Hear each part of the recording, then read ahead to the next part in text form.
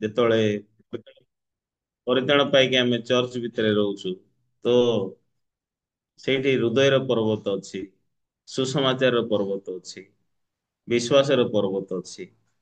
ତାର ଅର୍ଥ ହଉଛି ଆମେ ବୋଝକୁ ଆଉ ତାଡନାକୁ, କଷ୍ଟକୁ, ପରୀକ୍ଷାକୁ ଯୀଶୁଙ୍କ ନାମରେ ଚଢିବାଟା ଆଉ ଜିତିବା ବିଷୟରେ ଲେଖା ହେଇଛି।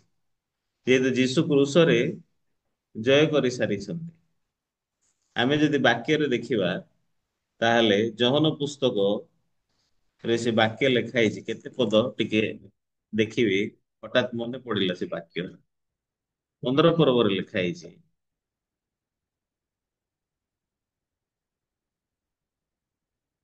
ଯୋହନ ପୁସ୍ତକ 15 ପର୍ବ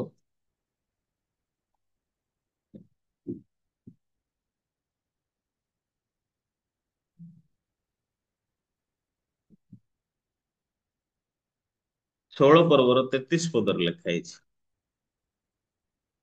ଯୋହନ ପୁସ୍ତକ 16 ପର୍ବ 33 ପଦ।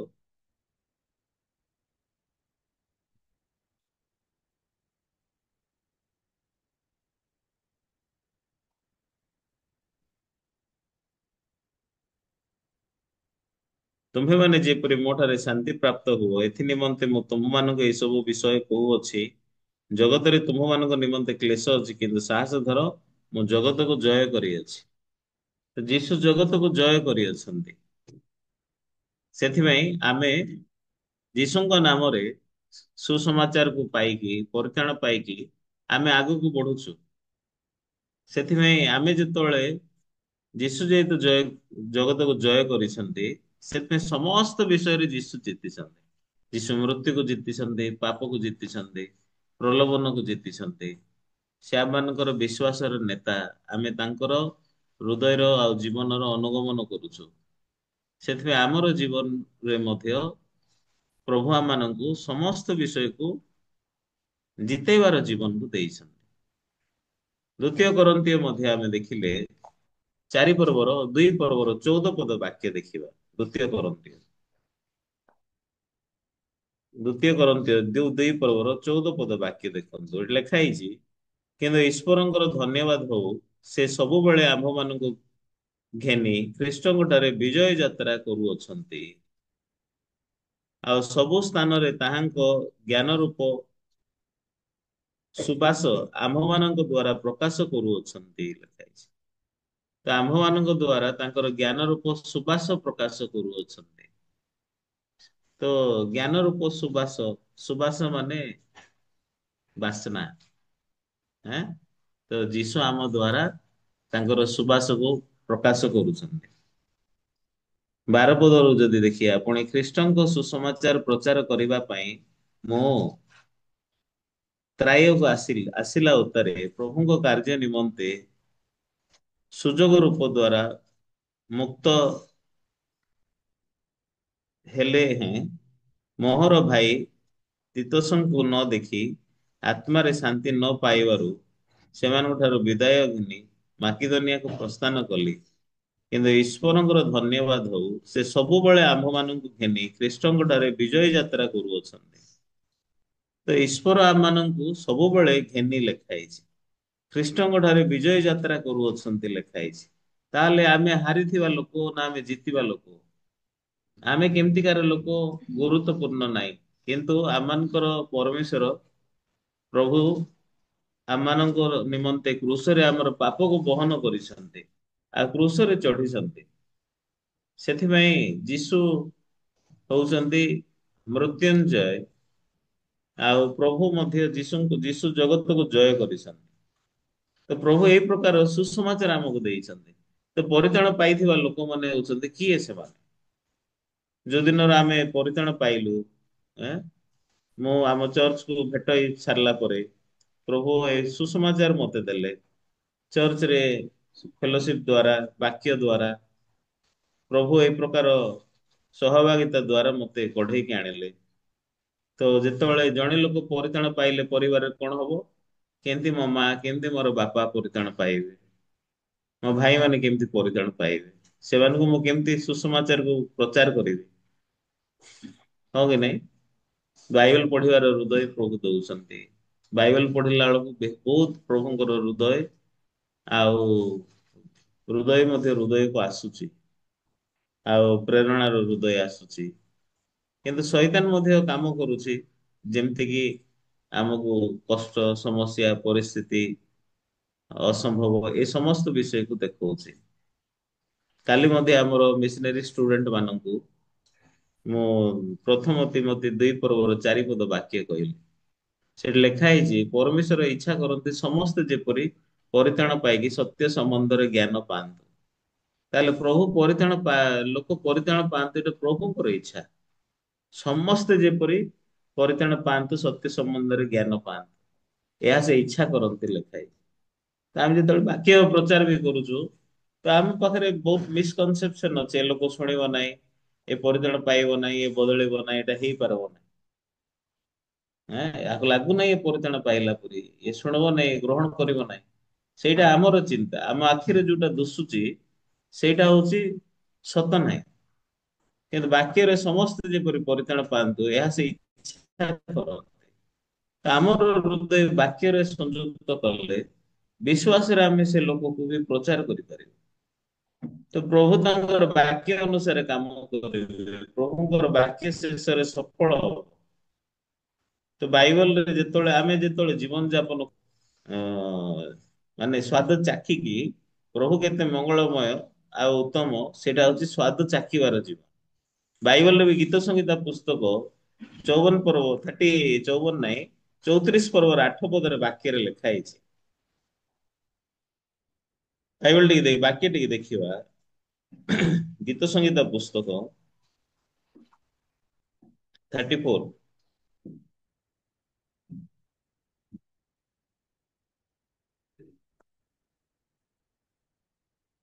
ଗୀତ ସଂହିତା 34 ର 8 ପଦ।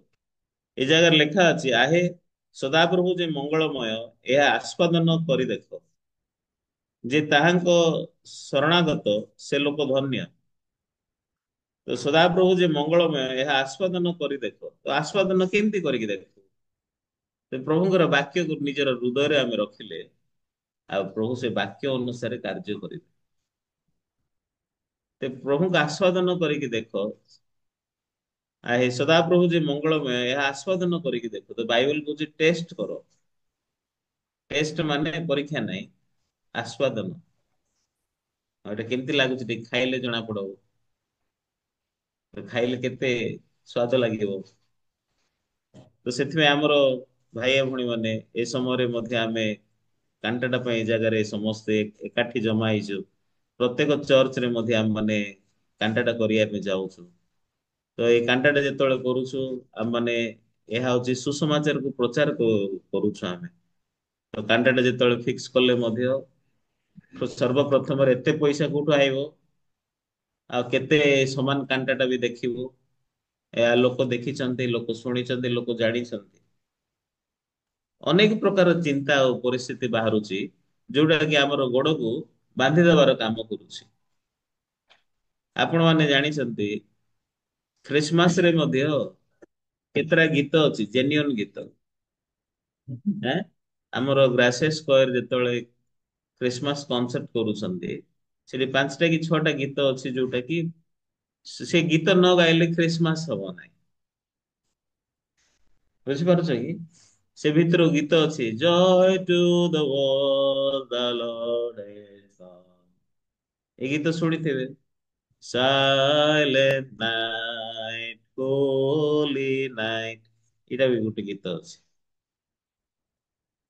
ତାପରେ we wish you a merry Christmas, we wish you a merry Christmas। ଏ ଗୀତ ଯାକ 100 ବର୍ଷ 200 ବର୍ଷ ପୁରୁଣା ଗୀତ ଯେ। ଆମର କଳା ଗୀତ ବହି ଚର୍ଚ୍ଚରେ ଅଛି। ପରିତ୍ରାଣ ପାଇଥିବା ଲୋକମାନେ ଇତିହାସରେ ଆଁ ସେ ଗୀତ ଯାକ ଲେଖିଛନ୍ତି। ସେ ଗୀତରେ ଖ୍ରୀଷ୍ଟଙ୍କର ଜନ୍ମର ଅର୍ଥ ଅଛି। ସେ ଗୀତ ମଧ୍ୟ ସୁସମାଚାର। ସେ ଗୀତ ନ ଗାଇଲେ ଖ୍ରୀଷ୍ଟମାସ ହବ ନାହିଁ। କିନ୍ତୁ ସେ ଗୀତ ନ ଗାଇଲେ ଖ୍ରୀଷ୍ଟମାସ ଏକା ନାହିଁ। ତ ଖ୍ରୀଷ୍ଟମାସ ବୋଲେ ସେ ଗୀତ ବାଧ୍ୟ ଥିବା ପାଇଁ। ବୁଝିପାରୁଛ କି? କାହିଁକି? ସେଟା ହଉଛି ଜେନ୍ୟୁନ ଗୀତ। ସେ ଗୀତ ହଉଛି ସୁସମାଚାର ଅଛି, ପରିତ୍ରାଣ ପାଇଲା ଲୋକ ଲେଖିଛନ୍ତି। ଖ୍ରୀଷ୍ଟମାସ ହେଲେ ସେ ଗୀତ ଗାଇବାକୁ ବାଧ୍ୟ। ସେ ଗୀତ ନ ଗାଇଲେ ଖ୍ରୀଷ୍ଟମାସ ହବ ନାହିଁ। କିନ୍ତୁ ଆଜି ପର୍ଯ୍ୟନ୍ତ ତ ବହୁତ ନୂଆ ଲେଖକ ଅଛନ୍ତି, ବହୁତ ଷ୍ଟାଇଲରେ ଡିଜାଇନରେ ଆଉ ଅନ୍ୟ ଅନ୍ୟ ସ୍ୱରରେ ଗୀତ ଅଛି, କିନ୍ତୁ ସେ ଗୀତ ୱାର୍ଲଡ ଲେଭେଲ ଷ୍ଟାଣ୍ଡାର୍ଡରେ କେବେ ଚାଲିବ ନାହିଁ। କିନ୍ତୁ ସେ ପୁରୁଣା ଗୀତ 200 ବର୍ଷ, 100 ବର୍ଷ, 150 ବର୍ଷ ପୁରୁଣା ହେଲେ ବି ସେଟା ନ ଶୁଣିଲେ ଖ୍ରୀଷ୍ଟମାସ ହବ ନାହିଁ। ସେଥିପାଇଁ ପାଷ୍ଟର ପାର୍କ ମଧ୍ୟ ଆମ ଗ୍ରାସିଆସ କରକୁ କହିଲେ ତମେ ଅଲଗା ନୂଆ ଗୀତ, ଭଲ ସ୍ୱର ଗୀତ ତମେ ଖୋଜ ନାହିଁ, ଯୋଉଟା ଜେନ୍ୟୁନ୍ ଅଛି ସେ ଗୀତ ଗାଅ। ଆମର କାଣ୍ଟାଟା ବି ଯଦି ଦେଖିଲେ ଆମର ଉଦ୍ଦେଶ୍ୟ ହଉଛି କଣ? ସେ କାହିଁକି ଯୀଶୁ ଜନ୍ମ ହେଲେ, ସେ ସମୟରେ ଲୋକମାନଙ୍କର ହୃଦୟରେ କେତେ କଷ୍ଟ ଥିଲା, ସେଇ ବିଷୟକୁ ଆମେ ଦେଖଉଛୁ। ଆଉ ଯୀଶୁ ସେଇ ପ୍ରକାର ସମୟରେ ଗୁହାଳରେ ଜନ୍ମ ହେଲେ। ଯୀଶୁଙ୍କ ପାଇଁ ଲୋକମାନେ କିଏ ଜାଗା ଦେଲେ ନାହିଁ, ରାଜା ମାନଙ୍କର ରାଜା ପାଇଁ ଜାଗା ନାହିଁ। ସେଥିପାଇଁ ଯୀଶୁ ରାଜପ୍ରସାଦରେ ଜନ୍ମ ହେଇନାହାନ୍ତି, ଗୁହାଳରେ ଜନ୍ମ ହେଲେ। ସେମିତି ଆମମାନଙ୍କର ହୃଦୟ ଯୋଉଟା ଗନ୍ଧିଆ ହୃଦୟ, ପାପମୟ ହୃଦୟ, ଥଣ୍ଡା ହୃଦୟ, ସେମିତିକାର ହୃଦୟରେ ଯୀଶୁ ଜନ୍ମ ହଉଛନ୍ତି କହିକି ଆମେ କାଣ୍ଟାଟାରେ ପ୍ରକାଶ କରୁଛୁ। କିନ୍ତୁ ଆମେ ଯଦି ଭାବିବା ଏ କାଣ୍ଟାଟାରେ କଣ ଅଛି, ଏଁ ଆମେ ଯଦି ଭାବିବା ଏ ସମାନ କାଣ୍ଟାଟା ସବୁ ଜାଣିଛୁ, ଆମେ ଦେଖିଛୁ, କହିଲେ ସେ ଲୋକମାନେ ହଉଛନ୍ତି ଶୈତାନ ଦ୍ଵାରା ଠକି ହଉଛନ୍ତି। ଆମ ଚର୍ଚ୍ଚ ଲୋକ ବି ସେମିତି କେବେ ଭାବିବା ଉଚିତ ନାହିଁ। ଆମେ ଯୋଉ ସୁସମାଚାର ପ୍ରଚାର କରୁଛୁ, ଆଜି 25 ବର୍ଷ ଚାଲୁଛି ମୋ ପରିତଳ ପାଇକି, ସେ ସମାନ ବାକ୍ୟ ମୁଁ ଶୁଣୁଛି। କିନ୍ତୁ ଯଦି ମୁଁ କହିବି ସମାନ ବାକ୍ୟ କେତେ ଶୁଣିବି, ଏଟା ଜାଣିଲା ଟା କହିଲେ, ମୁଁ ସେମିତି କହିଲେ ଲୋକମାନେ ମତେ କଣ କହିବେ? ଏଇ ଆତ୍ମିକ ଅନ୍ଧ ଲୋକ କହିବେ। ଏ ପାଷ୍ଟର ପାର୍କ ସବୁ ରବିବାର ସମାନ ଟା ପ୍ରଚାର କରୁଛନ୍ତି, କହିଲେ ଆମ ଚର୍ଚ୍ଚର ଲୋକମାନେ କଣ କହିବେ? ସେମିତି ଯଦି ମୁଁ କହିଲେ ବଡ ଭୟଙ୍କର ହବ ନା ନାଇଁ? ହଁ କି ନାଇଁ? ସେ ସମାନ ବାକ୍ୟ, କିନ୍ତୁ ସେ ବାକ୍ୟରେ କେତେ ପ୍ରଭୁଙ୍କର ହୃଦୟ ଅଛି। ସେଥିପାଇଁ ମୋର କହିବାର ଅର୍ଥ ହଉଛି, ଆମେ ଯେତେବେଳେ ବୋଝ ସାମ୍ନାରେ ଠିଆ ହଉଛୁ, ଆଗକୁ ଯେତେବେଳେ ବଢୁଛୁ, ଶୈତାନ ଆମକୁ ଅନେକ ପ୍ରକାର ଚିନ୍ତା ଦଉଛି। ହଁ କି ନାଇଁ?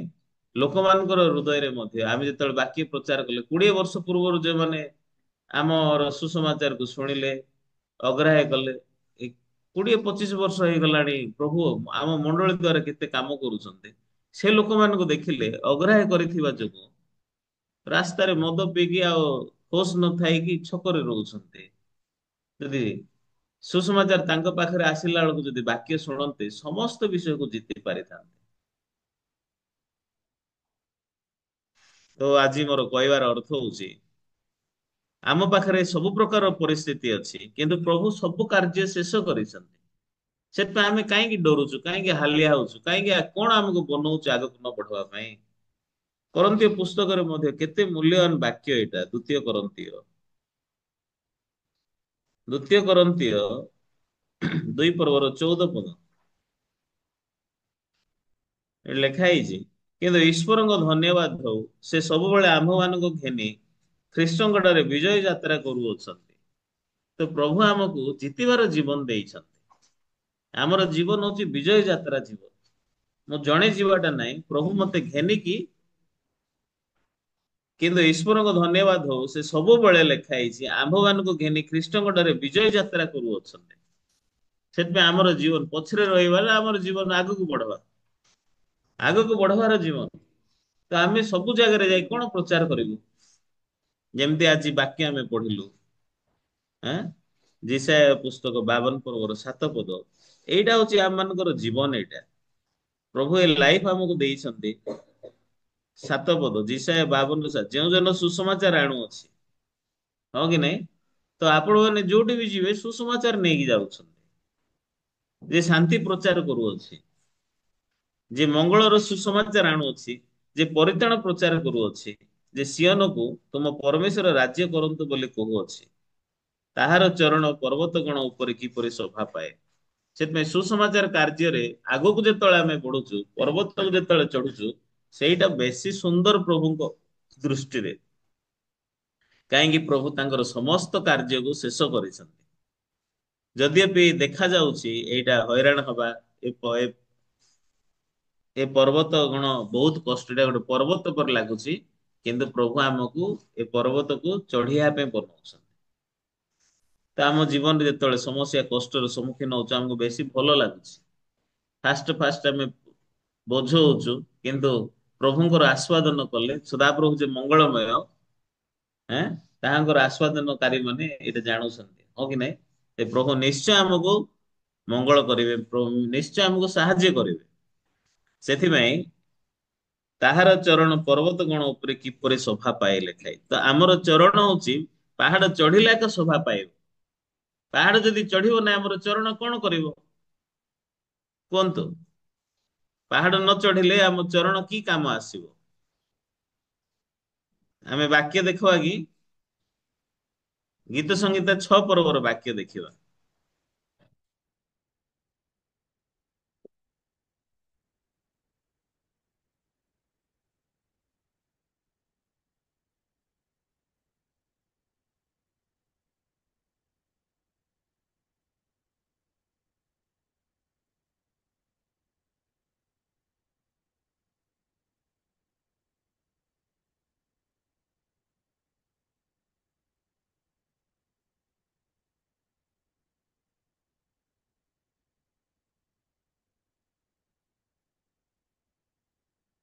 ଟିକେ ଖୋଜୁଛି।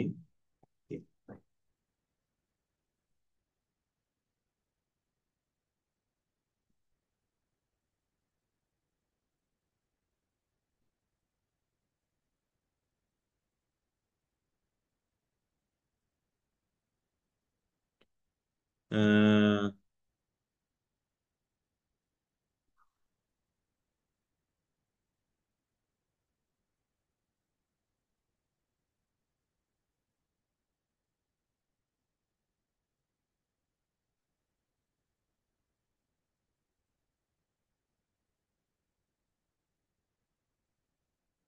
ହଁ, ଏଇଟା ଗୀତ ସଂହିତା ନାଇଁ, ସରି, ହିତୋପଦେଶ ବାକ୍ୟ ଦେଖିବା।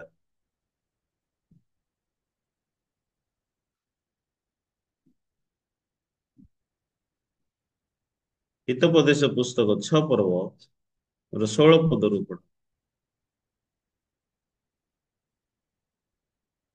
ହିତୋପଦେଶ ପୁସ୍ତକ 6 ର 16 ପଦ। 6 ଗୋଟି ବିଷୟ ସଦାପ୍ରଭୁ ଘୃଣା କରନ୍ତି। କେତେଟା ବିଷୟ ପ୍ରଭୁ ଘୃଣା କରନ୍ତି ଲେଖା ହେଇଛି? 6 ଗୋଟି। ଫାଷ୍ଟ କଣ ଅଛି?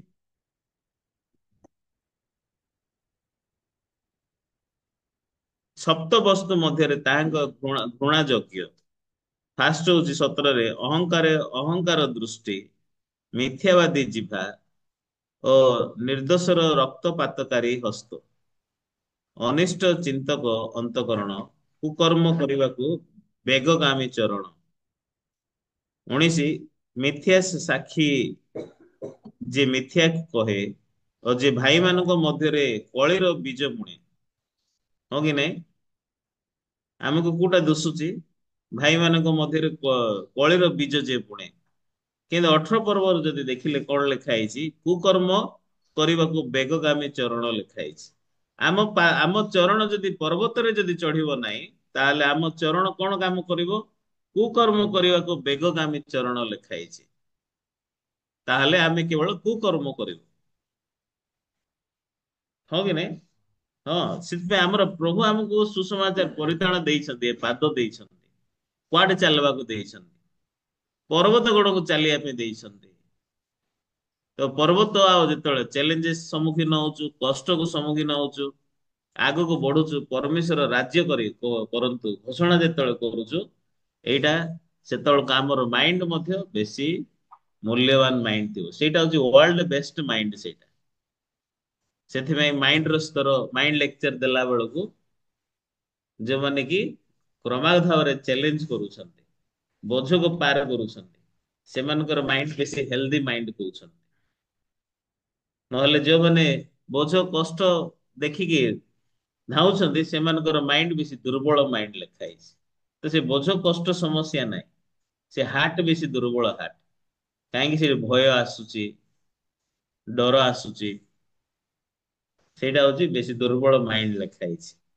ତ ବାଇବଲ ବି ଏଇ ଜାଗାରେ ଲେଖୁଛି କୁକର୍ମ କରିବାକୁ ବେଗଗାମୀ ଚରଣ ଲେଖା ହେଇଛି। ସେଥିପାଇଁ ପ୍ରଭୁ ଆମକୁ ପରିତ୍ରାଣ ଦେଲା ପରେ ଆମକୁ ପ୍ରଭୁ ଏ ଜୀବନ ଦେଇଛନ୍ତି ପର୍ବତ ଗୋଡ଼ ଉପରେ ଚଢିବାର ଜୀବନ, ଶାନ୍ତି ପ୍ରଚାର କରିବାର ଜୀବନ, ସୁସମାଚାର ଆଣିବାର ଜୀବନ, ପରିତ୍ରାଣ ଘୋଷଣା କରିବାର ଜୀବନ।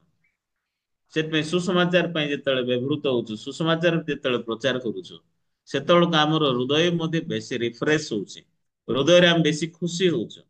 ଏ ସମାନ ବାକ୍ୟ ରୋମିଓ 3:15 ବି ଲେଖା ହେଇଛି। ସେଥିପାଇଁ ଆମେ ହଉଛି ରକ୍ତପାତ କରିବା ପାଇଁ, କୁକର୍ମ କରିବା ପାଇଁ ଦ୍ରୁତଗାମୀ। ସେଥିପାଇଁ ପ୍ରଭୁ କୋଉଟା ଶୋଭା ପାଏ ବୋଲି କହୁଛନ୍ତି, how beautiful are the feet of him that bring good news ଲେଖା ହେଇଛି। ତ ପ୍ରଭୁଙ୍କ ଦୃଷ୍ଟିରେ ବ୍ୟୁଟିଫୁଲ କଣ? ଆମେ ତ ସମସ୍ତେ ମଣିଷ ଅବିରତ ମନ୍ଦ ମାତ୍ର। ବାଇବଲରେ କୁକର୍ମକାରୀର ଉତ୍ପାଦକ ଲେଖା ହେଇଛି। ଅନ୍ତଃକରଣ ଠାରୁ କେବଳ କୁଚିନ୍ତା ବାହାରୁଛି। କିନ୍ତୁ ପ୍ରଭୁ କଣ ଦେଖୁଛନ୍ତି? ଯିଏ ସୁସମାଚାର ଆଣ ତାର ଚରଣ କିପରି ପର୍ବତ ଗଣ ଉପରେ ଶୋଭା ପାଏ ଲେଖା ହେଇଛି। ସେଥିପାଇଁ ପରିତ୍ରାଣର ସୁସମାଚାର ଆଣୁଥିବା ଲୋକମାନେ ହଉଛନ୍ତି ବେଶୀ ବିୟୁଟିଫୁଲ ଲେଖା ହେଇଛି। ସେଥିପାଇଁ କଣ ସତରେ ବିୟୁଟିଫୁଲ? ଏଁ କଣ ପ୍ରକୃତରେ ବିୟୁଟି? ଆମେ ଡରିବାଟା ସତରେ ସୁନ୍ଦର କି? ପଛଘୁଞ୍ଚା ଦେବାଟା ସୁନ୍ଦର କି? ବାଇବଲ ଲେଖା ହେଇଛି ଆମେ ହଉଛୁ ବିଶ୍ୱାସ ଦଳର ଲୋକମାନେ। ଆମେ ପଶ୍ଚାତପଦ ହବା ଦଳର ଲୋକ ନାହିଁ। ଆତ୍ମା ମାନଙ୍କୁ ଉଦ୍ଧାର କରିବା ଦଳର ଲୋକମାନେ। ସେଥିପାଇଁ ଯିଏ ପଶ୍ଚାତପଦ ହୁଏ, ପ୍ରଭୁ କହୁଛନ୍ତି ମୋର ଆତ୍ମା ତାଠାରେ ସନ୍ତୁଷ୍ଟ ନାହିଁ ଲେଖା ହେଇଛି। ତେବେ ପ୍ରଭୁ କୋଉ ବିଷୟରେ ବେଶୀ ସନ୍ତୁଷ୍ଟ? ପରିତ୍ରାଣ ପାଇଲା ଆମେ ଚର୍ଚ୍ଚ ଯେତେବେଳେ ଆଗକୁ ବଢୁଛୁ, ପ୍ରଭୁ ବେଶୀ ସନ୍ତୁଷ୍ଟ ସେ ମଣ୍ଡଳୀ ସାଙ୍ଗରେ। ତେବେ ପ୍ରଭୁ ଯଦି ଖୁସି, ତାହେଲେ ପ୍ରଭୁ ସମସ୍ତ ଆବଶ୍ୟକୀୟ ବିଷୟ ବି ଯୋଗେଇ ଦେବେ। ସେଥିପାଇଁ ପ୍ରଭୁ କାମ ବି କରିବେ। ତ କୋଉଟା ବେଶୀ ବିୟୁଟିଫୁଲ? ଏଇଟା ହଉଛି ଯେତେବେଳେ ଆମେ ଆଗକୁ ପ୍ରକୃତରେ ବଢୁଛୁ, ସେଇଟା ହଉଛି ବେଶୀ ବିୟୁଟିଫୁଲ। ବୁଝିପାରିଲେ କି? ସେଥିପାଇଁ ଆମେ ଯେତେବେଳେ ସୁସମାଚାର ନିମନ୍ତେ ଆଗକୁ ବଢୁଛୁ, ଏଇଟା ବେଶୀ ସୁନ୍ଦର ସୁନ୍ଦର ବିଷୟ। ତେବେ ଆମେ ପାହାଡ ଯଦ୍ୟପି ଅଛି, କିନ୍ତୁ ସେ ପାହାଡକୁ ଆମେ କ୍ରସ କରିବୁ। କଷ୍ଟ ଯଦ୍ୟପି ଅଛି, ସେ କଷ୍ଟକୁ ଆମେ ଫେସ୍ କରିବୁ। ଯୀଶୁଙ୍କ ନାମରେ ପରିତ୍ରାଣ ପ୍ରଭୁ ରାଜତ୍ଵ କରନ୍ତୁ କହିକି ଯେତେବେଳେ ଆଗକୁ ବଢୁଛୁ, ସେତେବେଳକୁ ଯେତେ କଷ୍ଟ ଥାଉ ନା କାହିଁକି, ଯେତେ ବଡ କାମ ଆମ ସାମ୍ନାରେ ଥାଉ ନା କାହିଁକି, କଣ କରିବୁ? ବ୍ୟସ୍ତ ହେଲେ କିଛି ପାରିବୁ ନାହିଁ। କିନ୍ତୁ ଆମେ ଯେତେବେଳେ ବଢୁଛୁ, ନିଶ୍ଚୟ ପ୍ରଭୁ ମୋ ସାଙ୍ଗରେ ଅଛନ୍ତି। ପ୍ରଭୁ ଶାସନ କରିବେ, ପ୍ରଭୁ ସାହାଯ୍ୟ କରିବେ, ପ୍ରଭୁ କଢେଇକି ନେବେ। ତ ଆମର ପ୍ରଚାର କି ପ୍ରଚାର? ପ୍ରଭୁ ରାଜତ୍ଵ କରନ୍ତୁ, ପରିତ୍ରାଣର ସୁସମାଚାର ଆଣୁଛୁ। ସେଥିପାଇଁ ପ୍ରଭୁ ଦେଖିକି କହୁଛନ୍ତି ଏଇଟା ବେଶୀ ସୁନ୍ଦର ବିଷୟ କହୁଛନ୍ତି। ଆହୁରି ଗୋଟେ କଣ ବେଶୀ ମୂଲ୍ୟବାନ ଜିନିଷ ପ୍ରଭୁଙ୍କ ଦୃଷ୍ଟିରେ? ଗୀତ ସଂଗୀତ 133 ଏକ ପଦ ଦେଖିବା। ସେଠି ଲେଖା ହେଇଛି କଣ?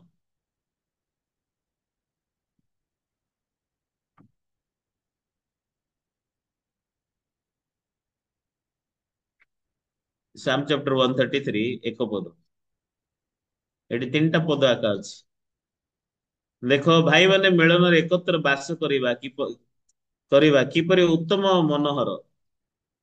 ଏଠି ଲେଖା ହେଇଛି ଭାଇମାନେ ଏକତ୍ର ବାସ କରିବା କିପରି ଉତ୍ତମ ଆଉ ମନୋହର ଲେଖା ହେଇଛି।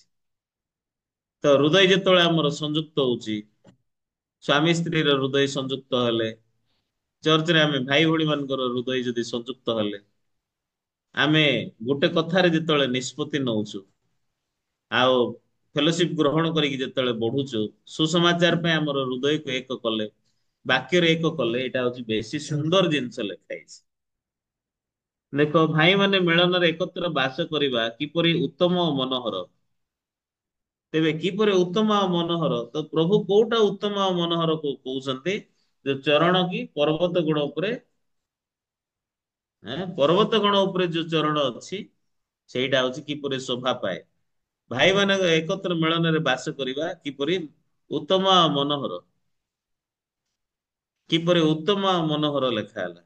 ତେବେ ସୁସମାଚାର ଦ୍ଵାରା ବଞ୍ଚିବା ପ୍ରଭୁ ବେଶୀ ଖୁସି ଦେଖୁଛନ୍ତି। କୋଉଟା ସୁନ୍ଦର ନାହିଁ, କୋଉଟା ମନ୍ଦ, କୋଉଟା ବେଶୀ କଦର୍ଯ୍ୟ? ଯେତେବେଳେ ଆମେ ସୁସମାଚାରକୁ ପ୍ରଚାର କରୁ, ସୁସମାଚାର ପାଇଁ ଯେତେବେଳେ ନ ବଞ୍ଚିଲେ ଆମର ପାଟି କଣ ହବ? ଏ ଭିତରେ କଣ ଅଛି? ଜୀବ ଅଛି, ଦାନ୍ତ ଅଛି। ହଁ କି ନାଇଁ? ଖାଲି ଜୀବ ଦାନ୍ତ ନାହିଁ। ବାଇବଲ କଣ କହୁଛି? ରୋମିଓ 3:13 ଟିକେ ଦେଖ। ରୋମିଓ ପୁସ୍ତକ 3 ପର୍ବର 13 ପଦ।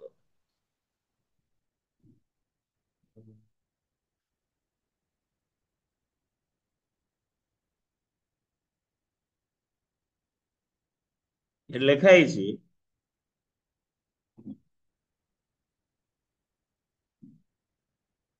ସେମାନଙ୍କ କଣ୍ଠ ଉନ୍ମୁକ୍ତ ସମାଧି, ସେମାନେ ଆପଣା ଆପଣା ଜିହ୍ବାରେ ଛଳନା କରିଅଛନ୍ତି।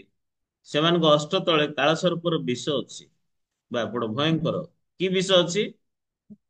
ହେଁ, ନାଗ ସାପକୁ ଡରବାର ଅଛି ନା ଆମର ପାଟିକୁ ଡରବାର ଅଛି? ହେଁ? ଆମ ପାଟି ଅଛି କାଳସର୍ପର ବିଷ ଥିବା ପାଟି। ତାହେଲେ ଆମର ପାଟି ଖୁଲୁ ଖୁଲୁ କଣ ହବ? ଲୋକ ମରିଯିବେ। ଲୋକଙ୍କୁ ଖୁମ୍ପିବାର କାମ ଆଉ ଡସିବାର କାମ କରିବ। ଲେଖା ହେଇଛି ନା ନାଇଁ? କାଳସର୍ପର ତ ଆମର କଣ୍ଠ ଉନ୍ମୁକ୍ତ ସମାଧି ଲେଖା ହେଇଛି। ସମାଧି ମାନେ କଣ? ବାହାରେ ବେଶୀ ବଢିଆ ଦିଶିବ, କିନ୍ତୁ ଭିତରେ ସମାଧି ଅଛି। ମାନେ ଭିତରେ ସଢି ଯାଇଛି, ସଢା ଗନ୍ଧ ବାହାରିବ।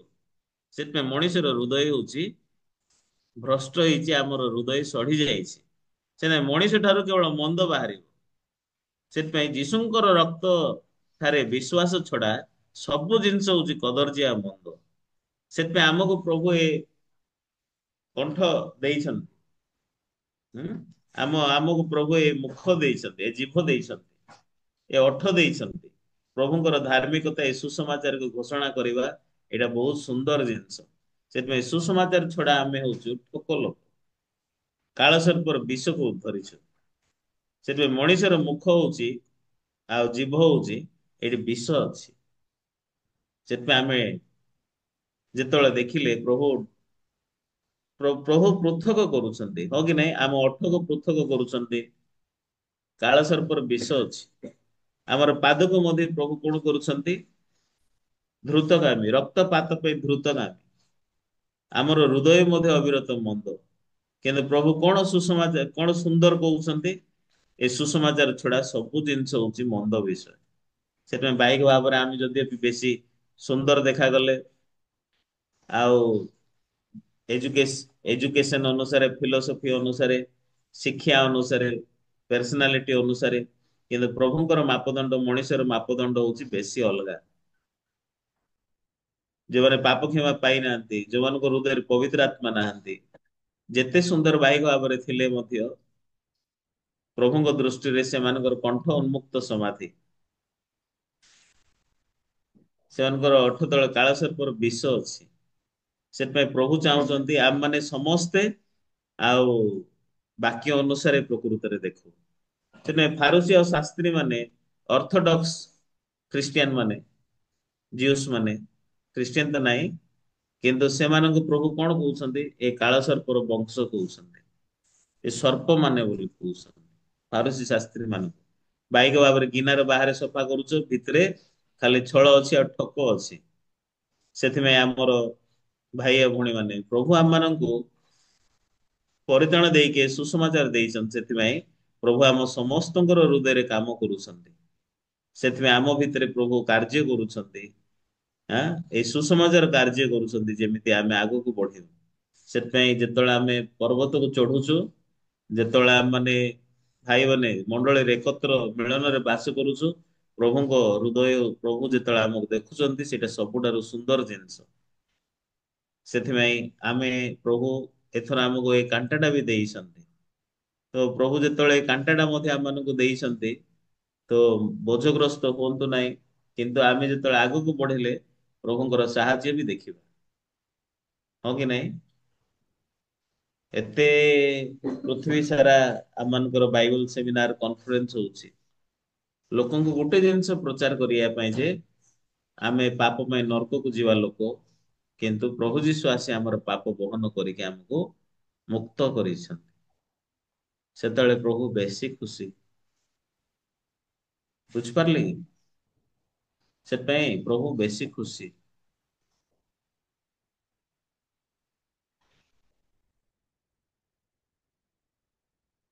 ଏ ବର୍ଷ ଆମ ମାନଙ୍କର ତିନିଟା ଟିମ୍, କାଣ୍ଟାଟା ଟିମ୍ ହଉଛି, ହଁ କି ନାଇଁ? ଆମେ କାଣ୍ଟାଟା କରୁଛୁ ନା ପାଇଁ କରୁନୁ, କରିବାର ଅଛି କହିକି କରୁନୁ। କରିବାର ଅଛି କି କହିକି ଯଦି କଲେ, ଆମେ ଖାଲି ବୋଝ ଦେଖିବୁ, ଅଭାବ ଦେଖିବୁ, କଷ୍ଟ ଦେଖିବୁ। କିନ୍ତୁ ଏଇ କାଣ୍ଟାଟା ଦ୍ଵାରା ଅନେକ ଆତ୍ମା ମାନେ ବାକ୍ୟ ଶୁଣିବେ। ଏଇଟା ପ୍ରଚାର କରିବା ପାଇଁ ବେଶୀ ବଡ ପ୍ଲାଟଫର୍ମ ବର୍ଷ ସାରା କେତେ ଲୋକଙ୍କୁ ଆମର ଚର୍ଚ୍ଚରୁ ଆମେ ପ୍ରଚାର କରିଥିବୁ ନୂଆ ଆତ୍ମା ମାନଙ୍କୁ। କିନ୍ତୁ ଗୋଟେ ଜାଗାରେ ଗୋଟେ ଦିନରେ 2 ଘଣ୍ଟାରେ ସେତିକି ପ୍ରଚାର ହବ। ଏ 2025ରେ ଆମ ଭାଇ ଭଉଣୀ ମାନେ ଆପଣ ମାନେ କେତେ ଆତ୍ମା ମାନଙ୍କୁ ପ୍ରଚାର କଲେ ସୁସମାଚାର? ଟିକେ ହିସାବ କରନ୍ତୁ ଆପଣ ମାନେ।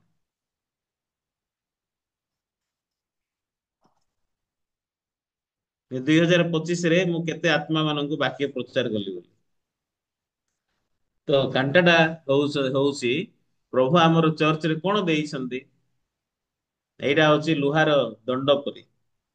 ଗୀତ ସଂହିତା 2 ପର୍ବର ବାକ୍ୟ ଟିକେ ଦେଖିବା ଆମେ।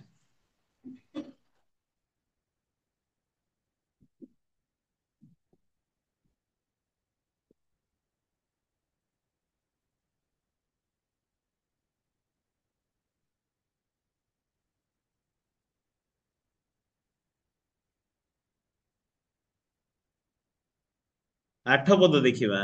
ଆମ୍ଭ ନିକଟରେ ମାଗ, ତେବେ ଆମ୍ଭେ ତୁମର ଉତ୍ତରାଧିକାରୀ ନିମନ୍ତେ ଗୋଷ୍ଠୀ ମାନଙ୍କ ତୁମର ଅଧିକାର ନିମନ୍ତେ ପୃଥିବୀର ପ୍ରାନ୍ତ ଭାଗ ସବୁ ତୁମକୁ ଦବା।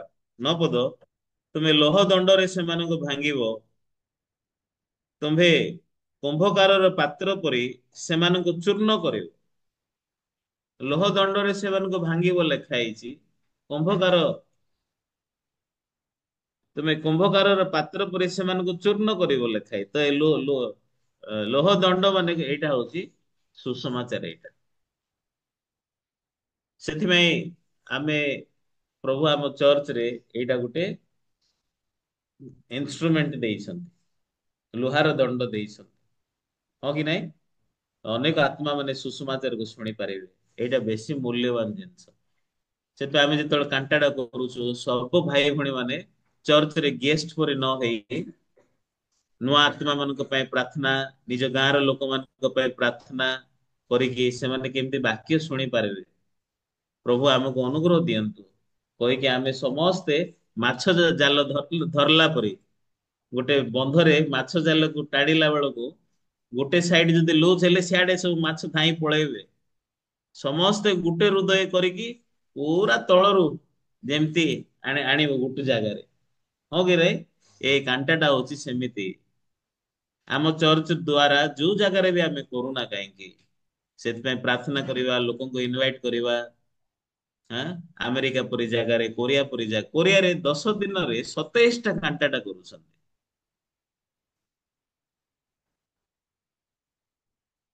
10 ଦିନରେ 27ଟା କରୁଛନ୍ତି। ତେବେ ନିଶ୍ଚିତ ଭାବରେ ଗୋଟେ ଜାଗାରେ ଦିନକୁ 2 ଥର କରୁଥିବେ। ଗୋଟେ ଚର୍ଚ୍ଚ ଅଛି, ସେ ଚର୍ଚ୍ଚରେ ସେମାନେ 5 ଥର କରୁଛନ୍ତି। ସମାନ ଭେନ୍ୟୁ, 2-3 ଦିନ ଭିତରେ ସେ ସମାନ ଭେନ୍ୟୁରେ 5 ଥର କରୁଛନ୍ତି। କାହିଁକି? ଇଏ ଲୋକ ସେଦିନ ଆସିପାରିବ ନାହିଁ, କିନ୍ତୁ ଏ ଲୋକ ପରଦିନ ଆଇବ। ମାନେ କେମିତି ତାଙ୍କର ପ୍ରିପାରେସନ ଆଉ କାମ ମୁଁ ଟିକେ ଜାଣି ପାରୁନାହିଁ। କିନ୍ତୁ ସେ ଗୋଟେ ଚର୍ଚ୍ଚ ନେଇକି 5 ଥର କରୁଛି ଗୋଟେ ଜାଗାରେ। ବୁସାନ ଚର୍ଚ୍ଚରେ କରୁଛନ୍ତି। କୋଉ ଜାଗାରେ କରୁଛନ୍ତି? ସେ ବେକ୍ସକୋ ଅଡିଟୋରିୟମ ଭଡା କରି କରୁଛନ୍ତି। କୋରିଆ ଚର୍ଚ୍ଚରେ ଗଲେ ଭାଇ ଭଉଣୀ ମାନେ, କୋରିଆ ବୋଲି ଶୁଣିଲେ ପଇସା ପରି ଲାଗୁଛି ଆମକୁ। ଆପଣ ସତରେ ଯଦି ଚର୍ଚ୍ଚକୁ ଯଦି ଯିବେ କହିଲେ ତାଙ୍କର ପଇସା ନାହିଁ। ୱାର୍ଲଡ କ୍ୟାମ୍ପରେ ଗଲେ ମଧ୍ୟ ଯୋଉଦିନ ୱାର୍ଲଡ କ୍ୟାମ୍ପ ହବ ତା ପୂର୍ବ ଦିନକୁ ଆସ, ଆଉ ଯୋଉଦିନ ସରୁଛି ତା ନେକ୍ସଟ ଦିନ ପଳାଅ ବୋଲି କହୁଛନ୍ତି। କାହିଁକି? ସେବା ଆତିଥ୍ୟ କରିବା ପାଇଁ ସେମାନଙ୍କ ପାଖରେ ପଇସା ବି ନାହିଁ, ଆଉ ଯଥେଷ୍ଟ ଲୋକ ବି ନାହାନ୍ତି। କିନ୍ତୁ ଆମେ ଫରେନର ତ ଆମେ କଣ ଭାବୁଛୁ 2 ଦିନ ଆଗରୁ ଗଲେ ହବ, ସରିକି 2 ଦିନ ପରେ ସପ୍ତାହ ଖଣ୍ଡେ ରହିକି ଆଇଲେ ହବ। ଆଁ ଆମର ଫୋକସ ହଉଛି ବୁଲବାଟା। ଆଁ ଜିନିଷ ଟିକେ କିଣିବୁ, ଟିକେ ବୁଲିବୁ, ଟିକେ ଖାଇବୁ। କିନ୍ତୁ ସେମାନଙ୍କର ସେମିତି ନାହିଁ। ଗୋଟେ ଦିନ ପୂର୍ବରୁ ଆସନ୍ତୁ ଆଉ ଗୋଟେ ଦିନ ପରେ ଯାଆନ୍ତୁ। କାହିଁକି? ଚର୍ଚ୍ଚରେ 2-3 ଜଣ ଲୋକ ଆସିଲେ ତାଙ୍କୁ ଛୁଟି ନେବାକୁ ପଡିବ କାମ। କିଏ ବି ବେକାରରେ ନାହାନ୍ତି। ଆସିକି ସେବା କରିବାକୁ ପଡିବ, ରାନ୍ଧିବାକୁ ପଡିବ। ତ ଏମିତି କହୁଛନ୍ତି। ଏଥର ଏ ବର୍ଷର କୋରିଆର ସ୍କେଜୁଲ ହଉଛି 10 ଦିନରେ 27ଟା କାଣ୍ଟାଟା। 10 ଦିନ ପରେ କୋରିଆରେ କାଣ୍ଟାଟା ଆରମ୍ଭ ହବ। ମୁଁ କାଲି ରାତିରେ ନ୍ୟୁଜ ଦେଖିଲି ଆଉ ଟିକେ ପଢିଲି, ତାପରେ ସତରେ ଚିନ୍ତା କଲି। ତ ମତେ ବି ବେଶୀ ଲାଜ ଲାଗୁଛି।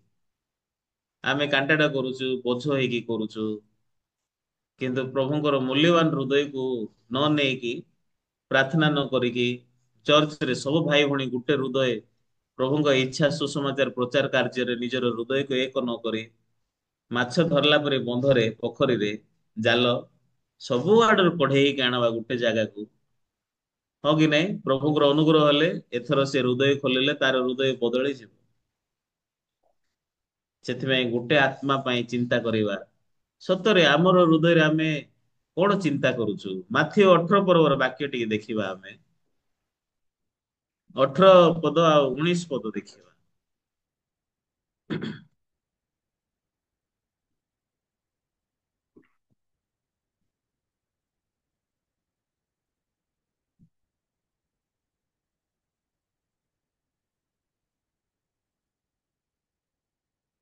ମାଥିଉ ପୁସ୍ତକ 18 ପର୍ବ